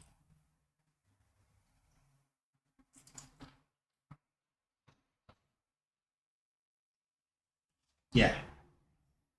Comments help to a certain degree, but I looked at enough code I wrote like I had never seen it before to understand where you're coming from. Yeah, and that's the thing, right? Because that's why. I'm pretty sure that future me would have been able to look at what I had set up before I reverted it. I would have been able to look at that in the future and probably tease out what it meant. But really, realistically, doing it like this, where it's like I can very clearly see first, right, next charge direction is based on whether or not the previous input or the current, whether or not the current input is vector 2.0. I can have that set here, right? I can check that here and then plug it in here, and readability wise, it's fine, right? Am I taking the extra step to make another temporary variable to hold that information when I technically don't have to? Yes, But does it make the code more readable in terms of being able to parse out, I did this thing and then this thing? Yes. And this is why a lot of the times what I say to people, if they're intimidated about learning how to program, and they're like, I could never learn how to do that, there's no way. I'm like, why not? And they're like, I'm not good at math. This is when I say to them, programming is not a, let me phrase that differently. Depending on the thing that you are doing, math may figure more into it, math may figure less into it. But generally, programming is not entirely a math thing.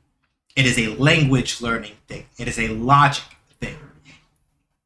Programming, what it is mostly asking of you to do, though having math skills is helpful, and especially for game development, I would say that if you're like, I don't know what math skills will be most important for game development, trigonometry and geometry are really good for game dev, especially from the position of how you get things to move around in a 2D or a 3D space. Trig and geometry are really, really good. You want trigonometry and you want geometry. Studying those two is very helpful for game development, personally.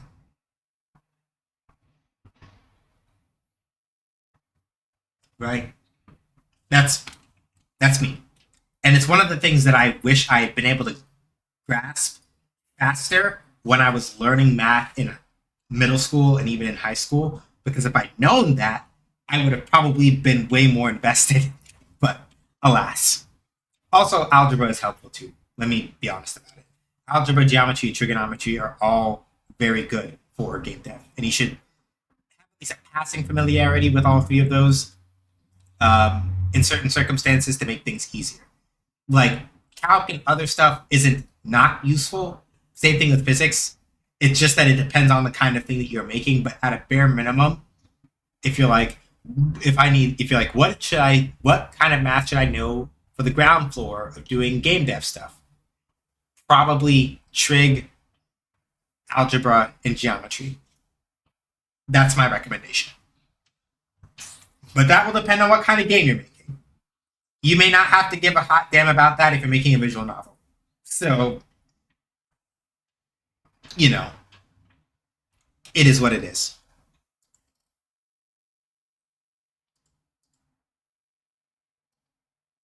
Yeah, shapes and angles are important to understand when what you are creating is, at its simplest, telling a computer how you want it to move shapes and angles. Yes.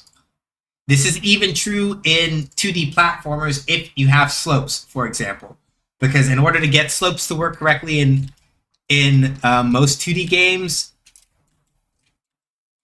you need to be able to... trig is really important for that.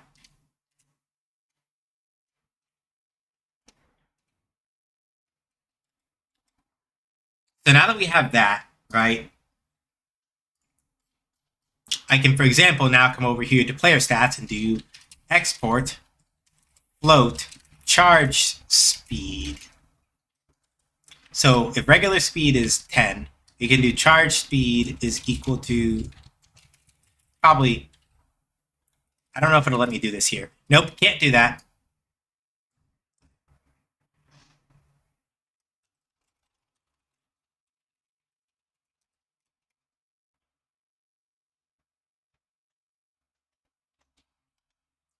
Okay, we've got another ad. So I'm going to sit down, comment some code, and then I'll talk about what I've done after the ad break is over.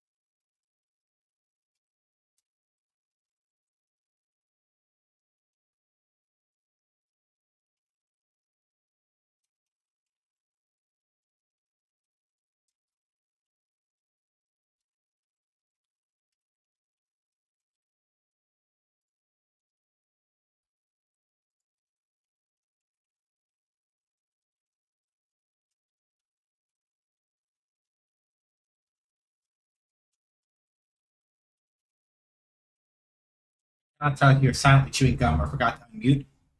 Neither. I wasn't muted. Um, I let it go.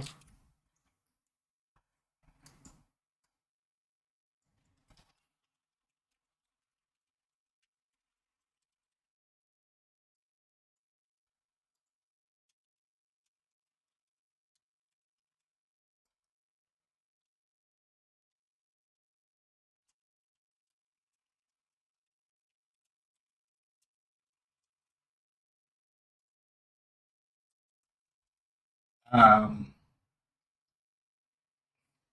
yeah, the silently chewing part might have been because of I was eating fries. So thankfully, I'm happy y'all didn't hear anything because that would have been gross. But I was eating fries.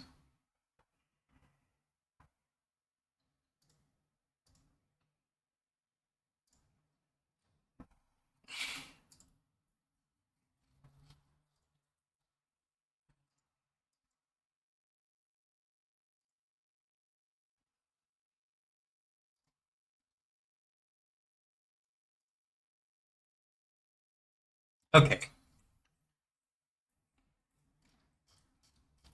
So the only other thing I did while we were on ad break was I made a quick stop where I made a variable for the charge duration because I want to be able to change the charge duration based on right without having to have like pop over into the player, go over to the duration timer, change the wait time manually. I'd rather not have to do that.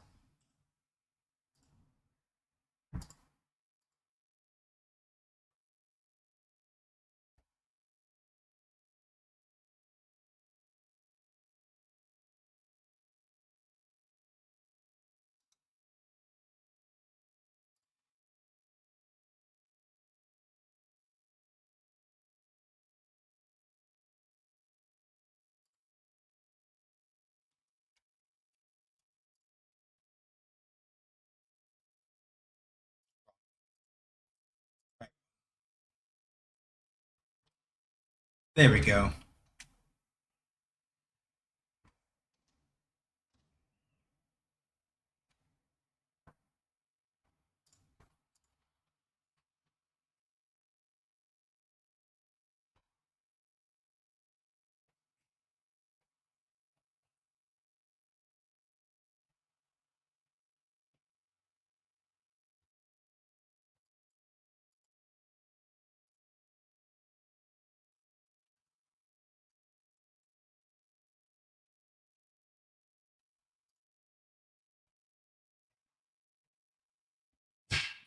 All right, good. We got that working. That's good. Oh, I can literally just minimize this, and that's really convenient. Okay, cool. I got a check now. Because I was like, I don't have to remember to keep turning. I don't want to have to remember to keep turning the visibility on and off in order to show this. Um,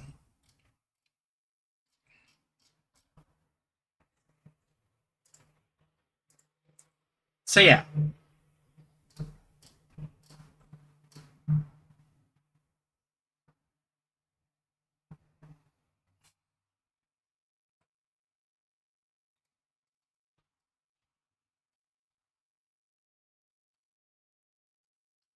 basically speaking, right, right. I was saying I set up charge duration as a variable here because now I can go to the player. I can go open up the player stats. I can say the charge duration is now not that because that's too small. I can do 0.5 over here, play this.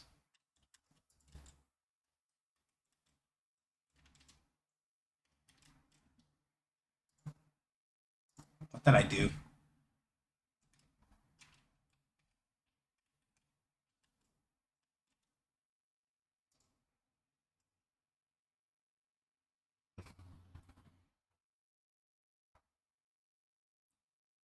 I caused something here and I'm not sure what. And that's why is it disappearing? Oh, right. I should make sure that I set the.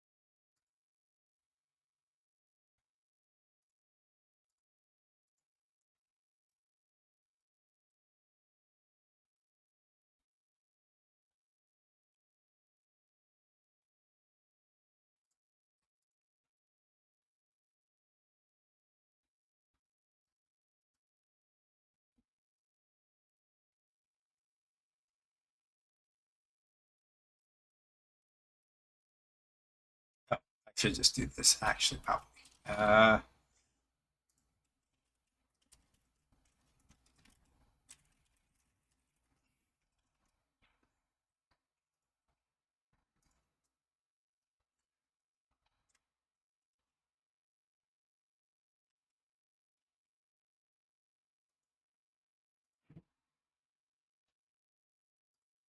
Oh, I think I know what's happening.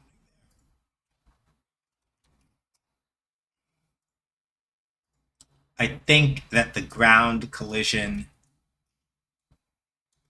may not have stretched out all the way, possibly.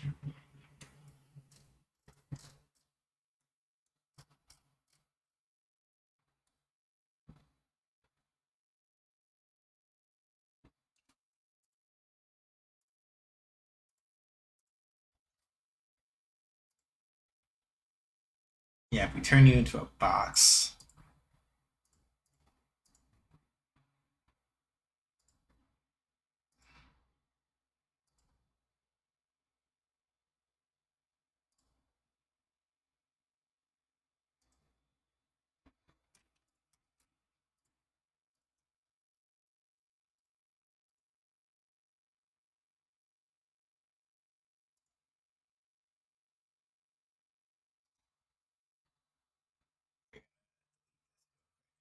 Yep. Child shape 3D and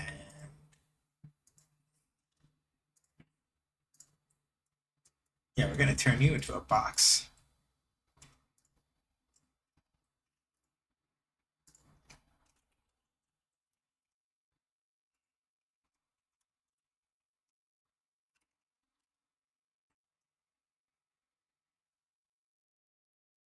Change the size of its shape resource instead.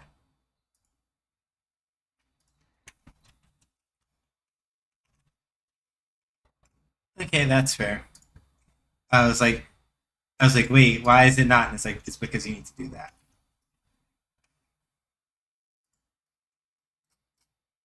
Okay, here we go. Much better.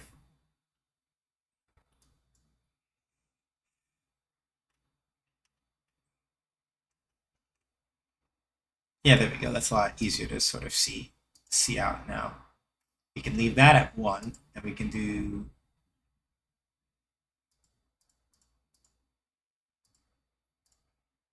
Oh.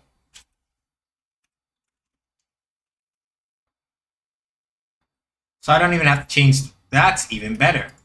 I can leave this as it is and actually just change the size of... I love Godot so much. Because I can leave the actual objects by themselves, right? I can leave like the ground mesh and the collision shape itself. I can leave their individual transform scales at 1 and not have to mess with anything. I can just change directly the actual properties of whatever mesh I put in instead, which is super helpful. I like that.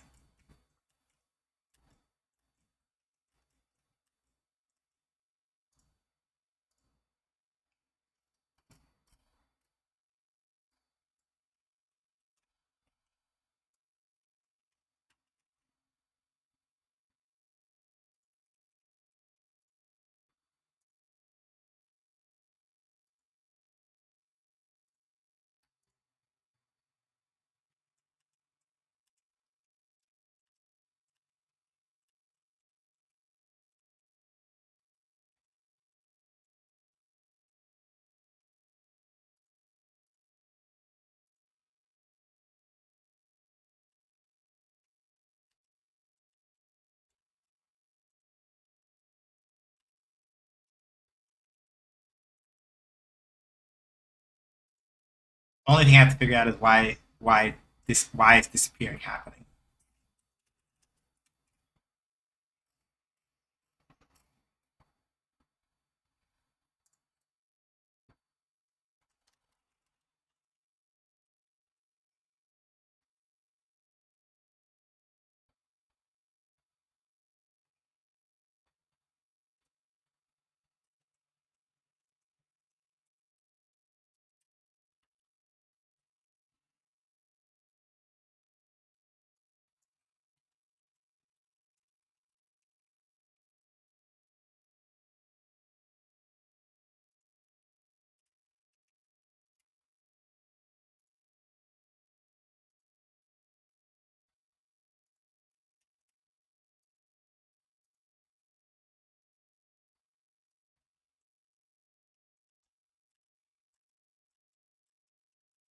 All right, we got to get.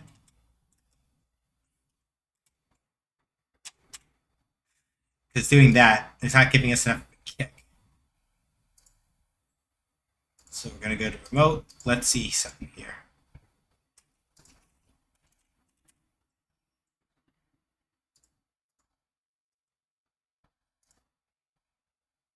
Oh, if I'm going to do all that, I might as well just do it here. Really. Save that. Come over here, try it again.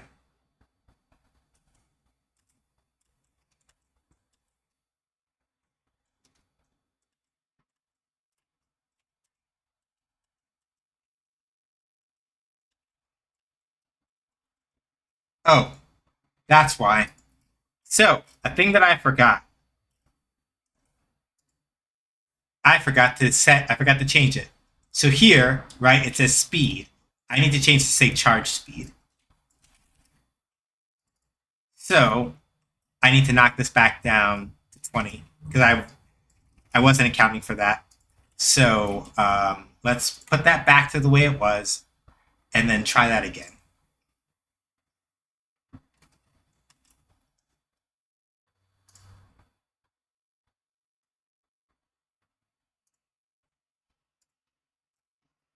Yeah, much better. However, this means I need to do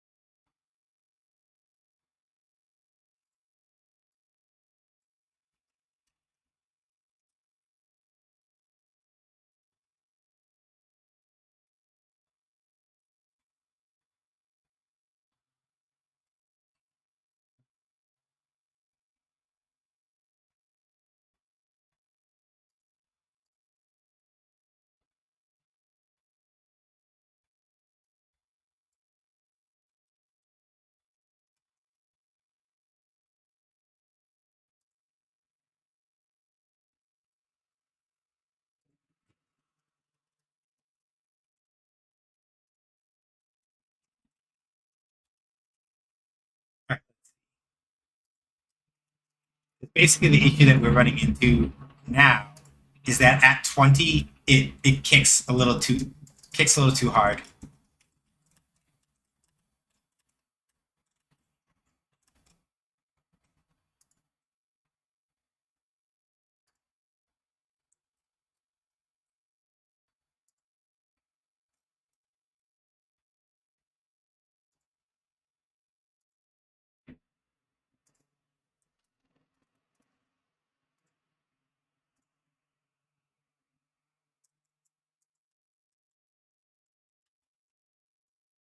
Or it doesn't kick at all, which is not ideal.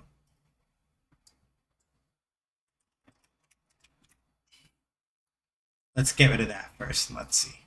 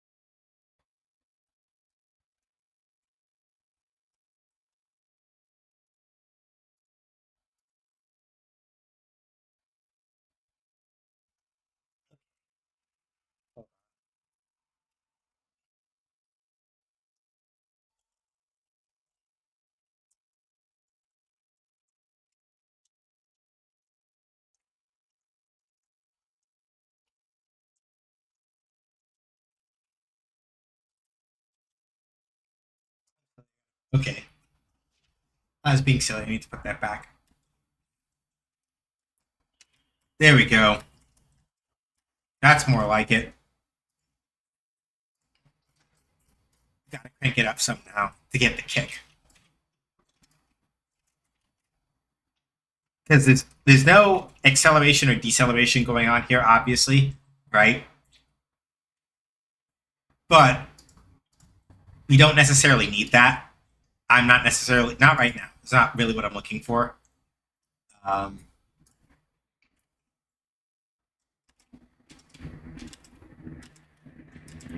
We just mostly need to feel like it's got like a kick to it.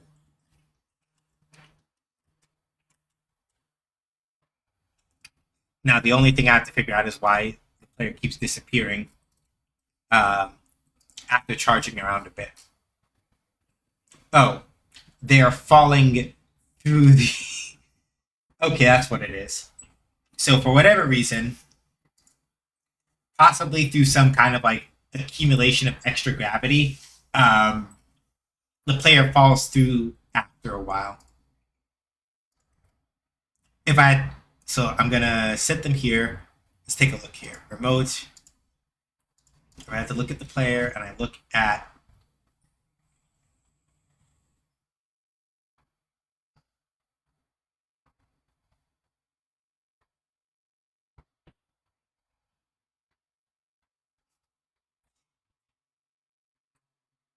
Yeah, the linear velocity kicking in constantly is causing a problem. So let's change type again back to player. Hang on. I need character body 3D.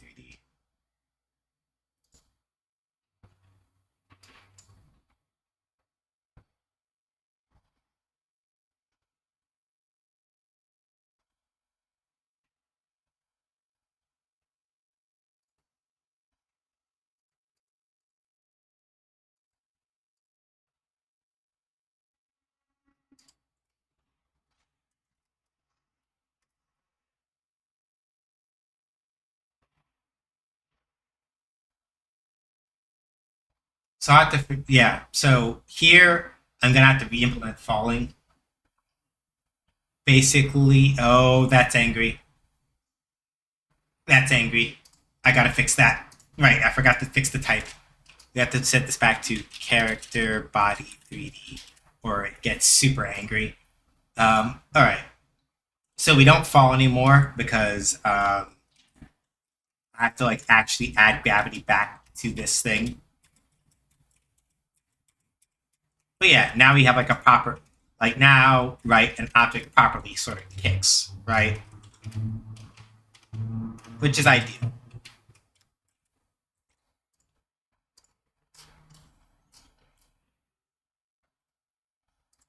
And we're going to turn charge direction into a public vector 3.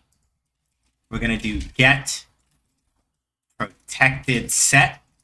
And the reason why we're doing it as a public vector 3 is because we are going to want objects that we kick into, we are going to want them to be able to read, right, the charge direction, so we can go in the reverse of it.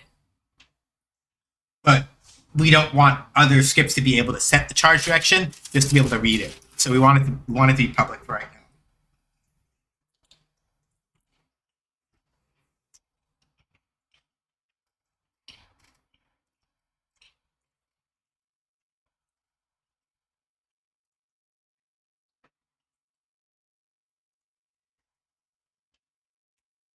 And before I forget, let's see, collision. Yeah, we want to be able to collide with other characters. So you need to come over here to the signals for the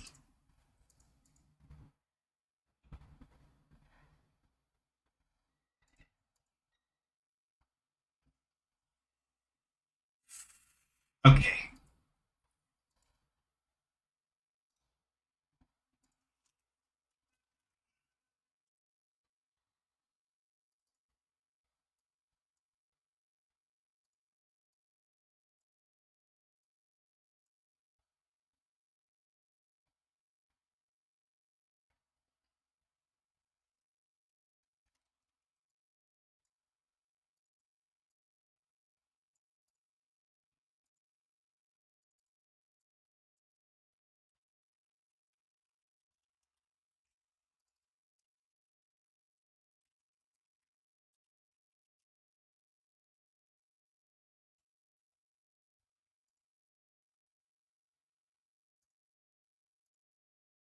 So for this one, we're going to extend.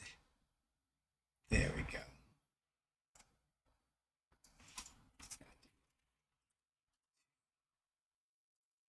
Give me straight 2.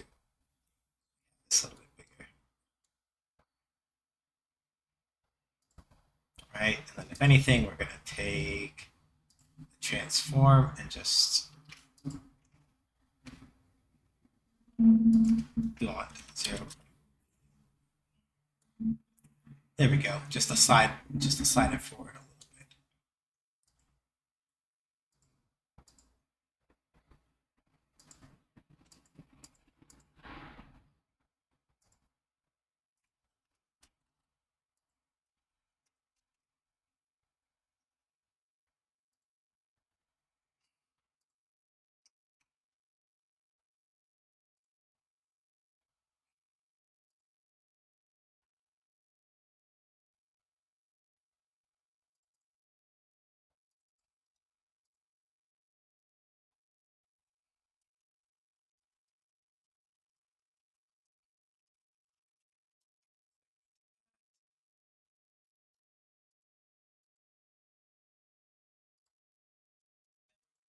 Here, we need to do void area if other area get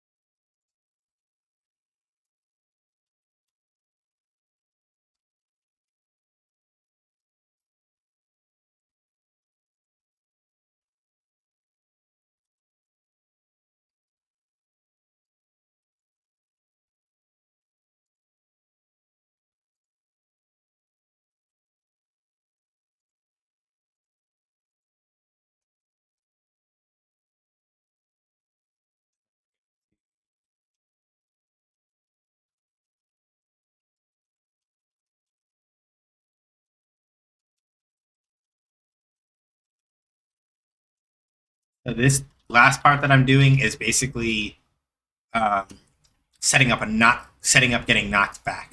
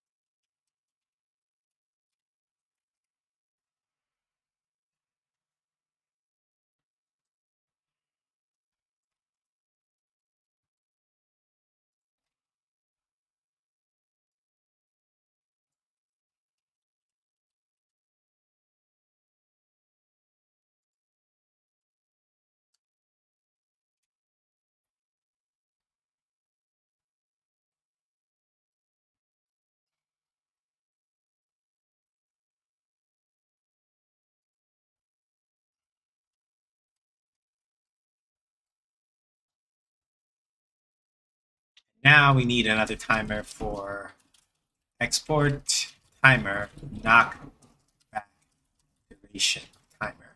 And the reason why we need a separate one for this is because knockback and charge timers need to be separate from each other. The timer node representing how long this player is forced to stay in a knockback state. How long this player's charge lasts, right?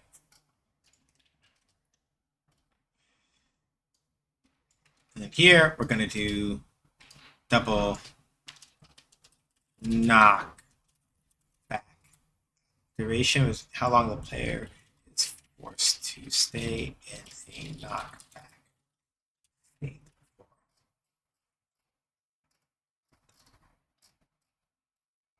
Now over here we're going to do the same thing. Knockback duration timer dot start.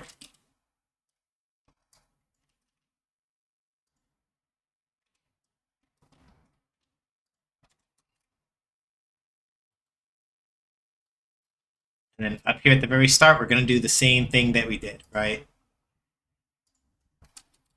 Knockback duration timer dot time out plus equals this thing here is called I think it's a lambda, is it called? Basically, this thing here lets you cheat, and when you're doing things like timeout or whatever, it lets you assign regular functions as well as like variable setters and stuff like that to an action event. Normally, if you try to do something like plus equals, like if you try to do current fizz update equals normal fizz update like this, it's going to get upset and say that you can't convert like fizz update to act, like you can't do that. But if you do a lambda, it basically sort of like creates another sort of temporary thing where you can be like, hey, timeout, I'm going to give you a function to hold that's a little bit different. It's like, yeah, cool. And you can just shove stuff in there. That's a very abridged and probably not entirely correct way that it works. But basically, lambda, I think that's what it's called here. I forget the actual name, but I think it's a lambda operator. Lambda operators can be used with actions to basically cheat in function calls and other stuff that normally wouldn't work with them. So in this case, we'll do when the knockback duration timer times out. Let's go back to use normal physics update. Okay. So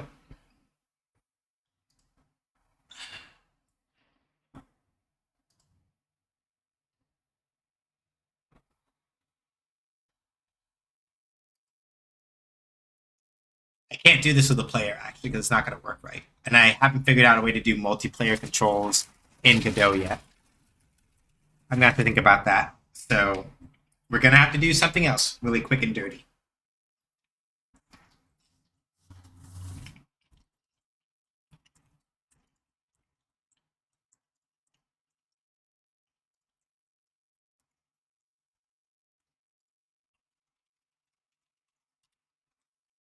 I'm gonna do a rigid body 3D.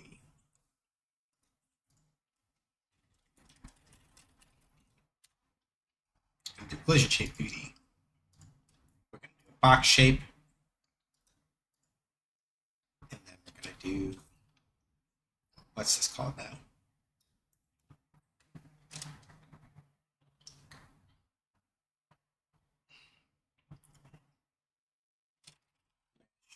It's 3D mesh. We're just gonna do a box mesh.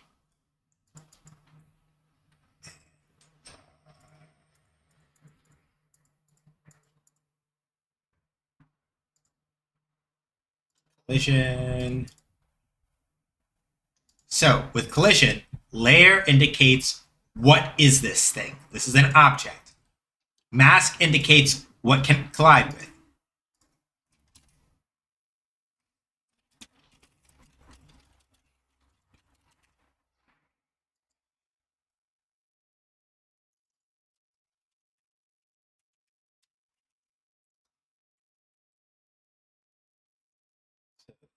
Script entities. Create new script.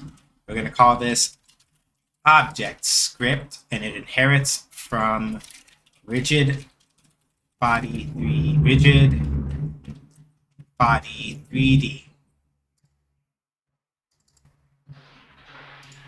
And for the object script, basically what we're going to need is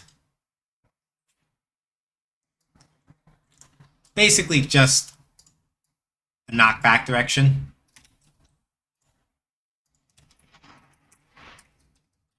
And we're going to say the direction that this object is currently being knocked back in, and we're going to go to add to group objects. Then we're going to do public override physics process.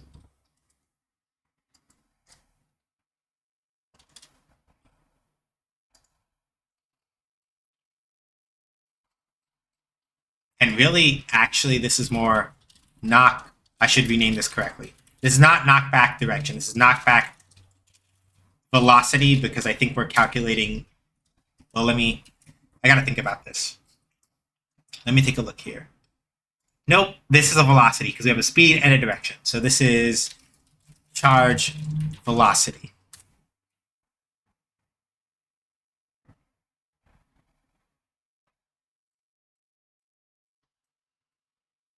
Same way that this is calculated velocity. I should be accurate about that. Hey, Con. Not much.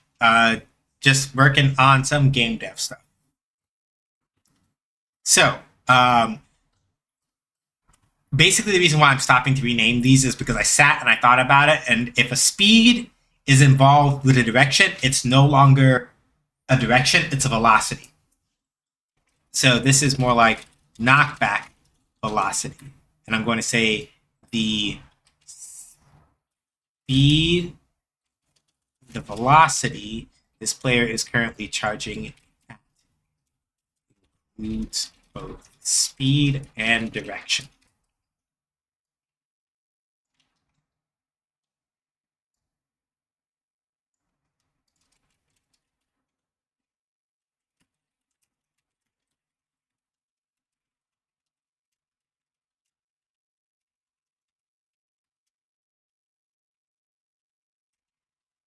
So yeah, this is important.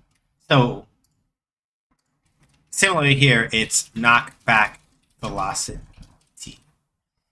The velocity this object is currently being knocked back at.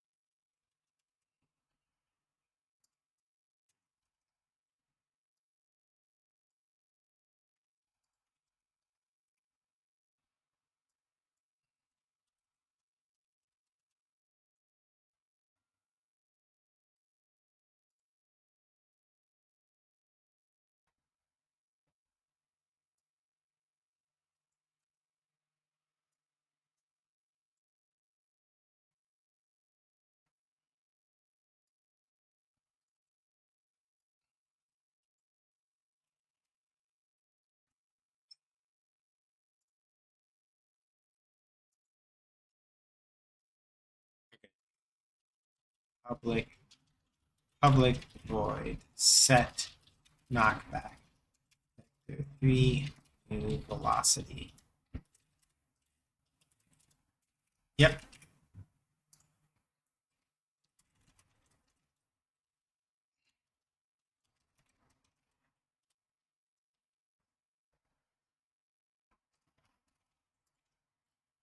Oh wait, no, it's set knockback. My bad.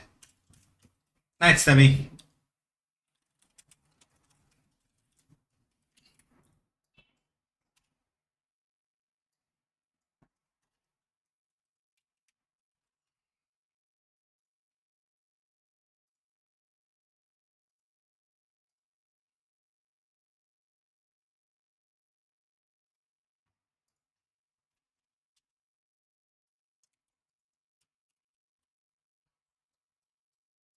And that should put up, yeah, good.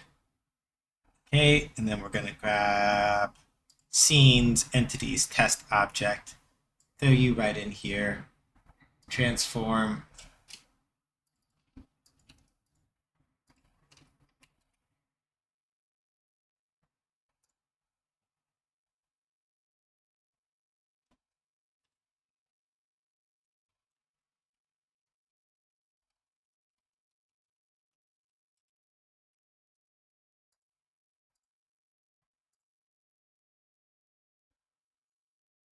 Oh, I never set knockback duration timer. Okay. So player charge duration timer. We need a timer knockback duration timer. So it's player mesh, player charge area, player physical click. Okay, here. Nope. Subnodes. Knockback duration timers over here. Okay. I guess one other thing just to be sure. Player variance not equal this.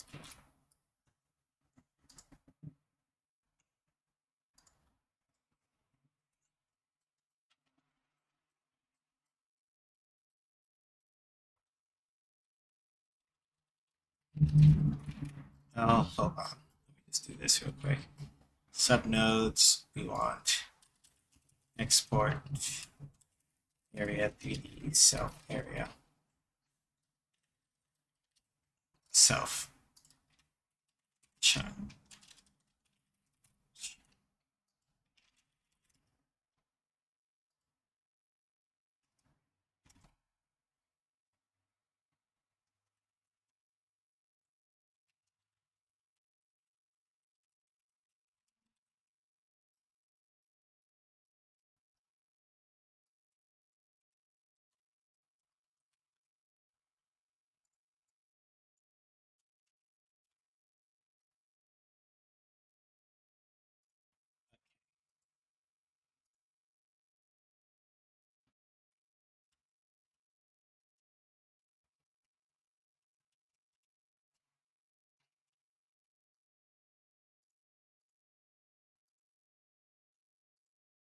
Okay, right. It doesn't have an area, so I need to add child node area 3D.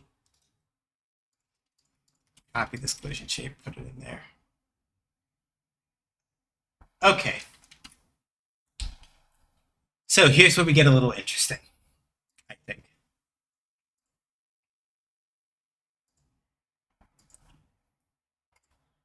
Because this is the physical, this is like the physical collision box.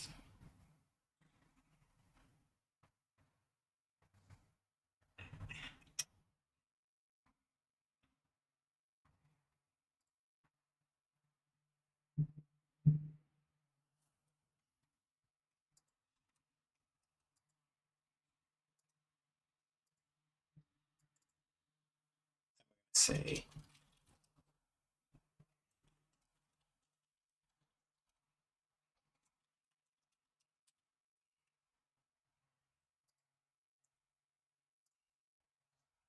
okay, so the player charge area. Let's do this a little differently.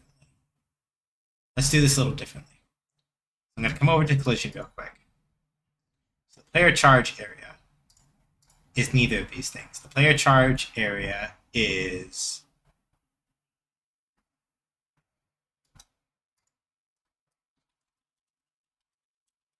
we're going to call it player hitbox. And it can hit player hurt. We can hit player hurt boxes, and we're going to call them hurt boxes because that's where the actual like collision occurs, right? So like the solid push box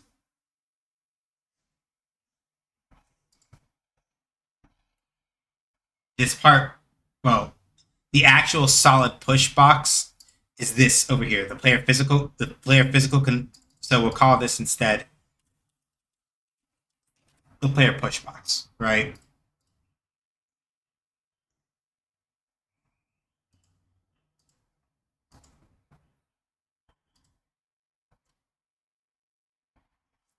And so by default, the player push box is here, and it collides with the ground, the characters, and objects, but it does not interact with player hitbox or player hurt box or object hurt box. That's on purpose. So this and this, so I'm going to do it like this, so this is more evident. So the push box is only there for physical collisions to happen in terms of like pushing and stopping and things like that, right? The charge area, on the other hand, is denoted as a hitbox, and as a hitbox, it can only come into contact with hurt boxes and only come into contact with hurt boxes. Over here on the player hurt box, we're going to do something simple. We're going to go to the collision. The layer that we're going to set it on is player hurt box, and the mask. Technically speaking, we should not have to set a mask here. Technically speaking, we should not have to set a mask here because it's been set up on the player charge area that it can hit that. But just because I like to make sure that I define these both ways, because you never know. Well, technically speaking, I should be able to leave it here and it should be fine. So for now, I'm going to do that. Over here on the test object, right? So I'm going to call this the test object. Technically speaking, you can't push it because it's going to sit still. But over here, I'm going to come over here to the test object, right? Objects, but it can collide with the ground, other objects, and characters, right? That's very much on purpose. So that's the push box. Now, we're going to call this one test object hurt box, and I'm just going to call this hurt box shape.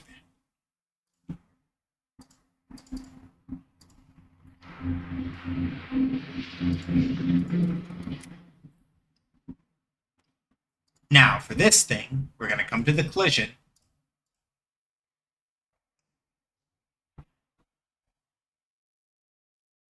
We're just going to set it to 6.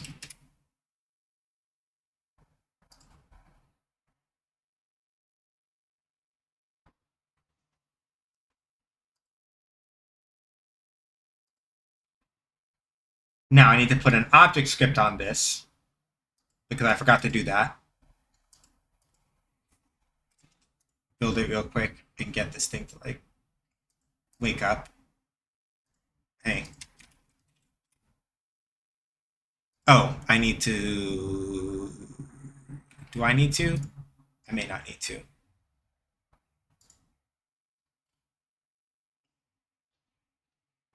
Yeah, for right now, I'm not going to do any of that, actually.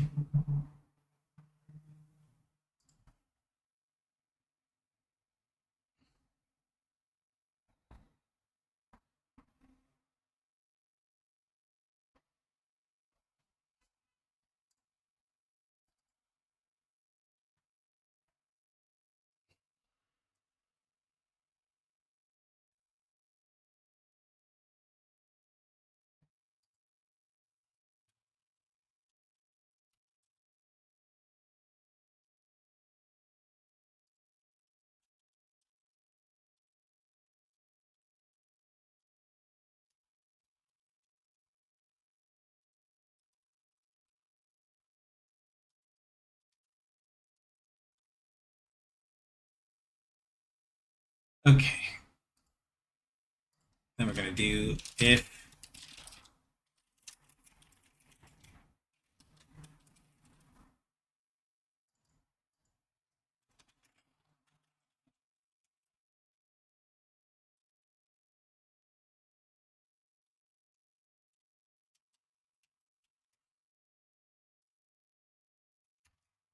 either this is going to go great or it's going to go horribly. I don't know which. Let's find out. Science.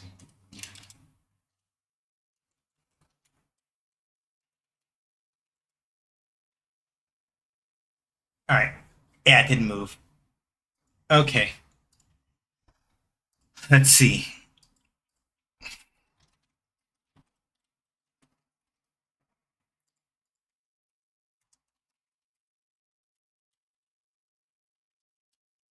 When in doubt, using gd.print is the best way to be sure. Okay, cool. Nothing.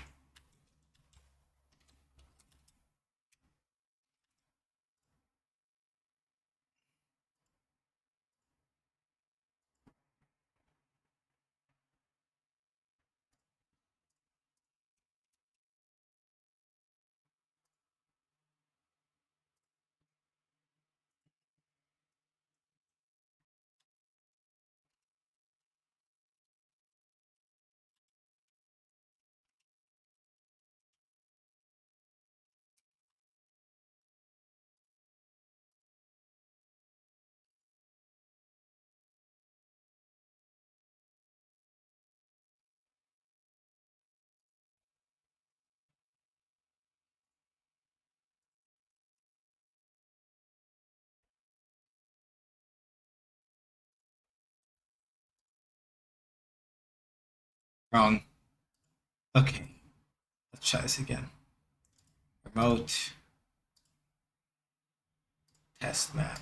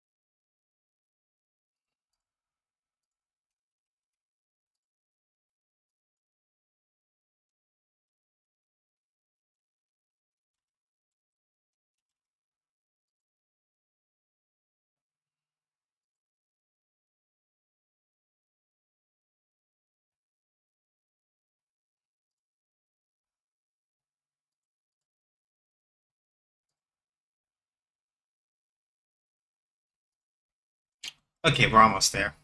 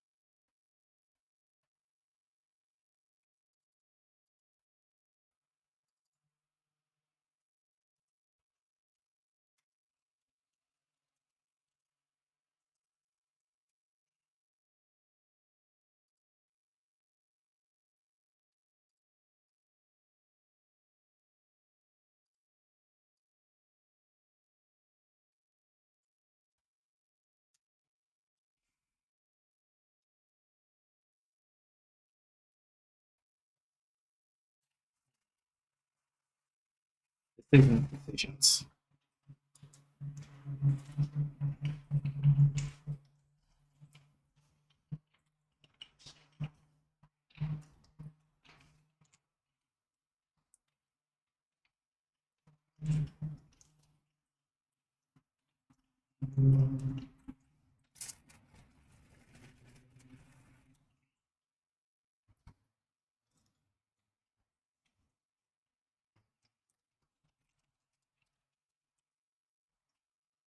Hold on.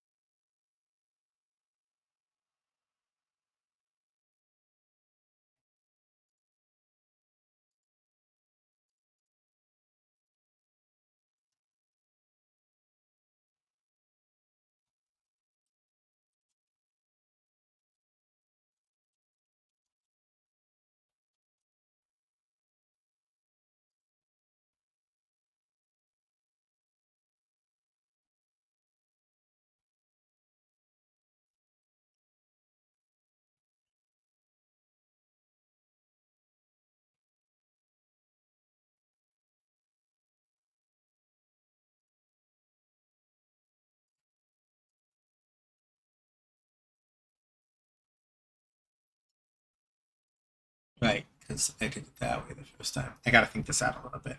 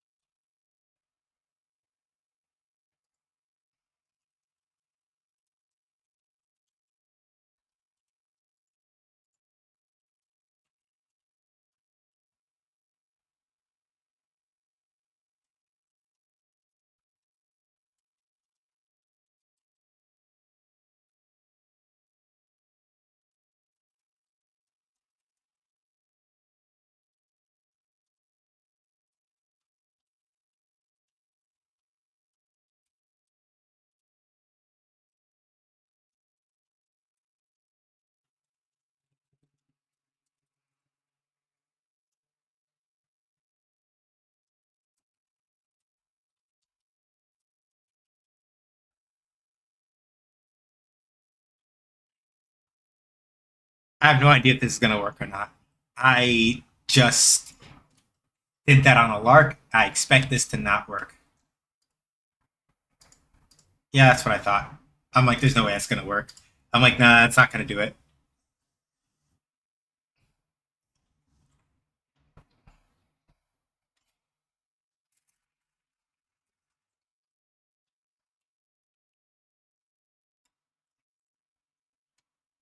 Hmm.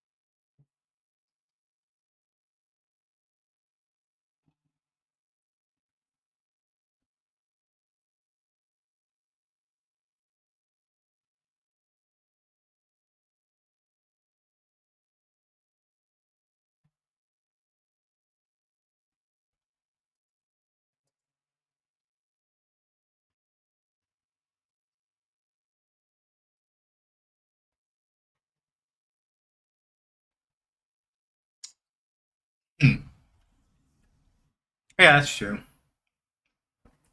I have a line of thought here.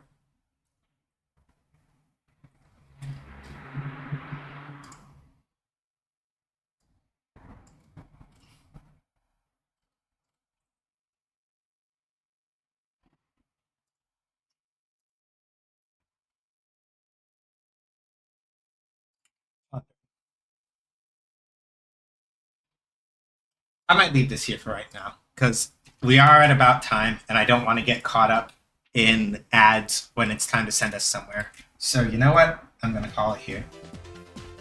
This is a good spot to call it. We got movement in. Is there no music for testing reasons? By the way, God, I knew the ads were gonna catch us. Shucks.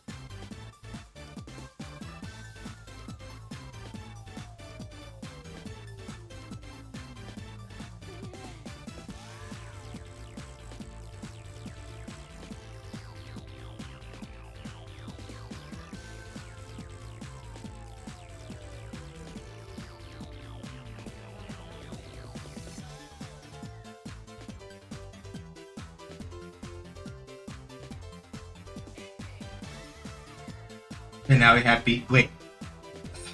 Oh, wait a minute. Did I forget to? I know why. It's because I forgot to. Hang on.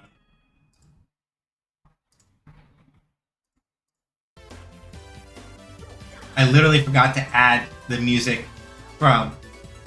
I forgot to add the music source to the in-game horizon.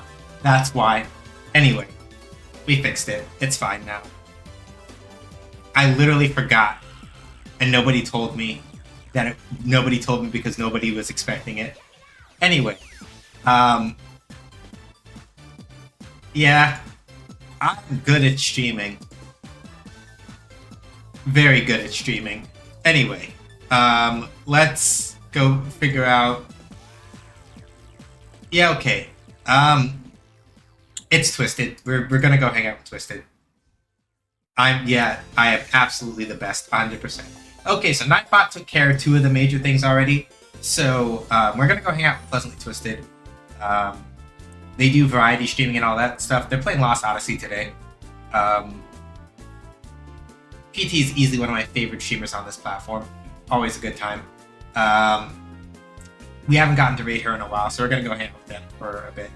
I'm gonna give the raid message in a minute, but before I do that, things. Nightbot just mentioned Gilded. We don't have a Discord server. We have a Gilded server instead.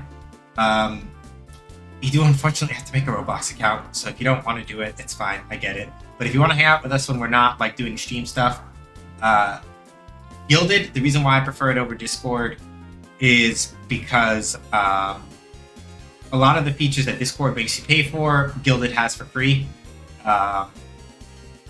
And a lot of the other planning stuff I just kind of personally prefer. The only downside is to get to the Roblox account. So if you don't want to bother, I get it. It's fine. Don't stress it. But it's there as an option. We watch anime and stuff over there too on Saturdays and things like that. If you want to know more about the small indie game studio co-op that I helped co-found called Munity, it's got our website at munity.games. We have a Patreon where you can support us both free and paid, get access to our Discord, do all that other stuff. And if you want to play our prototype for Shoot Lancer, we have Windows. We should have a Mac version, I think, now. Windows, Mac, and Linux are all there.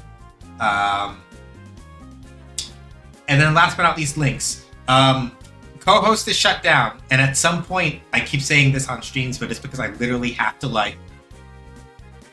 relearn how to do HTML and CSS and stuff. I'm going to replace the co-host link with a NeoCities link. That's the plan. Just because NeoCities being the spot where, and ideally, like, I'd like to transfer over like my professional portfolio and stuff like that over the NeoCities, as well as like a blog where I do like game design article write-downs and stuff. For now, if you want to go check out some of my past game design articles that I've written that weren't on co-host, go to my Medium page. Stream VODs will be up at youtube.com/@sjhsgames. Feel free to subscribe. It's really just only VODs and occasionally like me uploading or relinking like speed runs that I do or speedrun submissions that I do and things like that. But most of the time, most of it is primarily like stream archive stuff. My Ko-Fi, if you want to support me in the stream but don't want to give money to Amazon and Jeff Bezos, Ko-Fi is it. I personally prefer people doing like monthly on Ko-Fi as opposed to monthly on Twitch because I keep much more of the money that you send me over Ko-Fi. Throne you can use to help contribute to like stream gifts, or office gifts and things like that. Like the pop filter on my microphone is one example. The stream deck that I now use to make my life a lot easier in terms of like stuff that we do was also one of that. And then my card has all my other social media links. I did update my card recently to remove both my co-host and my Twitter. I don't use Twitter anymore. I don't use Twitter anymore. So if you want to really like figure out, I didn't forget to do a go live. I was about to scream. I was like, no, I forgot to do a go live, and then I was incorrect. And I did in fact I did remember to do it. Lol. So if you want to like see other random thoughts and shit that I put out, Blue Sky is where I'm at primarily, and that's where you're gonna want to follow if that's a thing that you have. But yeah, we're gonna go hang out Pleasantly Twisted while they're playing Lost Odyssey. Give them an FPH does raids as the raid message. Let them know who sent you. Throw in your favorite emotes. They don't have to be my emotes. I don't really care if they are or not. Just, don't like use Pepe's or anything like that. And behave yourselves. No, seriously, behave yourselves. Aside from that, that's pretty much all I've got. Friday, 6 p.m. Eastern Time is Fighting Friday. We're playing Street Fighter 6 probably because we've done about 2 solid weeks of Guilty Gear, and I want to play more Terry, even if he's apparently like super mid or whatever. Don't really care about the tier listings. I just want to bust Wolf. It's funny. Yeah, the captioner can't keep up with me when I'm talking like that. So, sorry about that, everybody. But stay safe, wash your hands, wear a mask. Don't go outside if you don't have to. Be excellent to each other. But not to bigots, racists, TERFs, sexists, anti-queer folks, or Zionists, or conservatives. We'll be honest about it. Black Lives Matter. Trans rights are human rights. Reproductive rights are human rights. Palestine, Sudan, New Caledonia must all be free. None of us are free till we're all free. Look out for each other. That's pretty much all I have to say. So yeah, if I don't catch you on Friday at 5 p.m. Eastern Time for Street Fighter and Junk with Fighting Friday, 5 p.m. Eastern Time on Sunday, we're going back to Nocturne, HD Master. We're in for a good time. So, till then, whenever that is, take care. Catch you on the flip side. Deuces.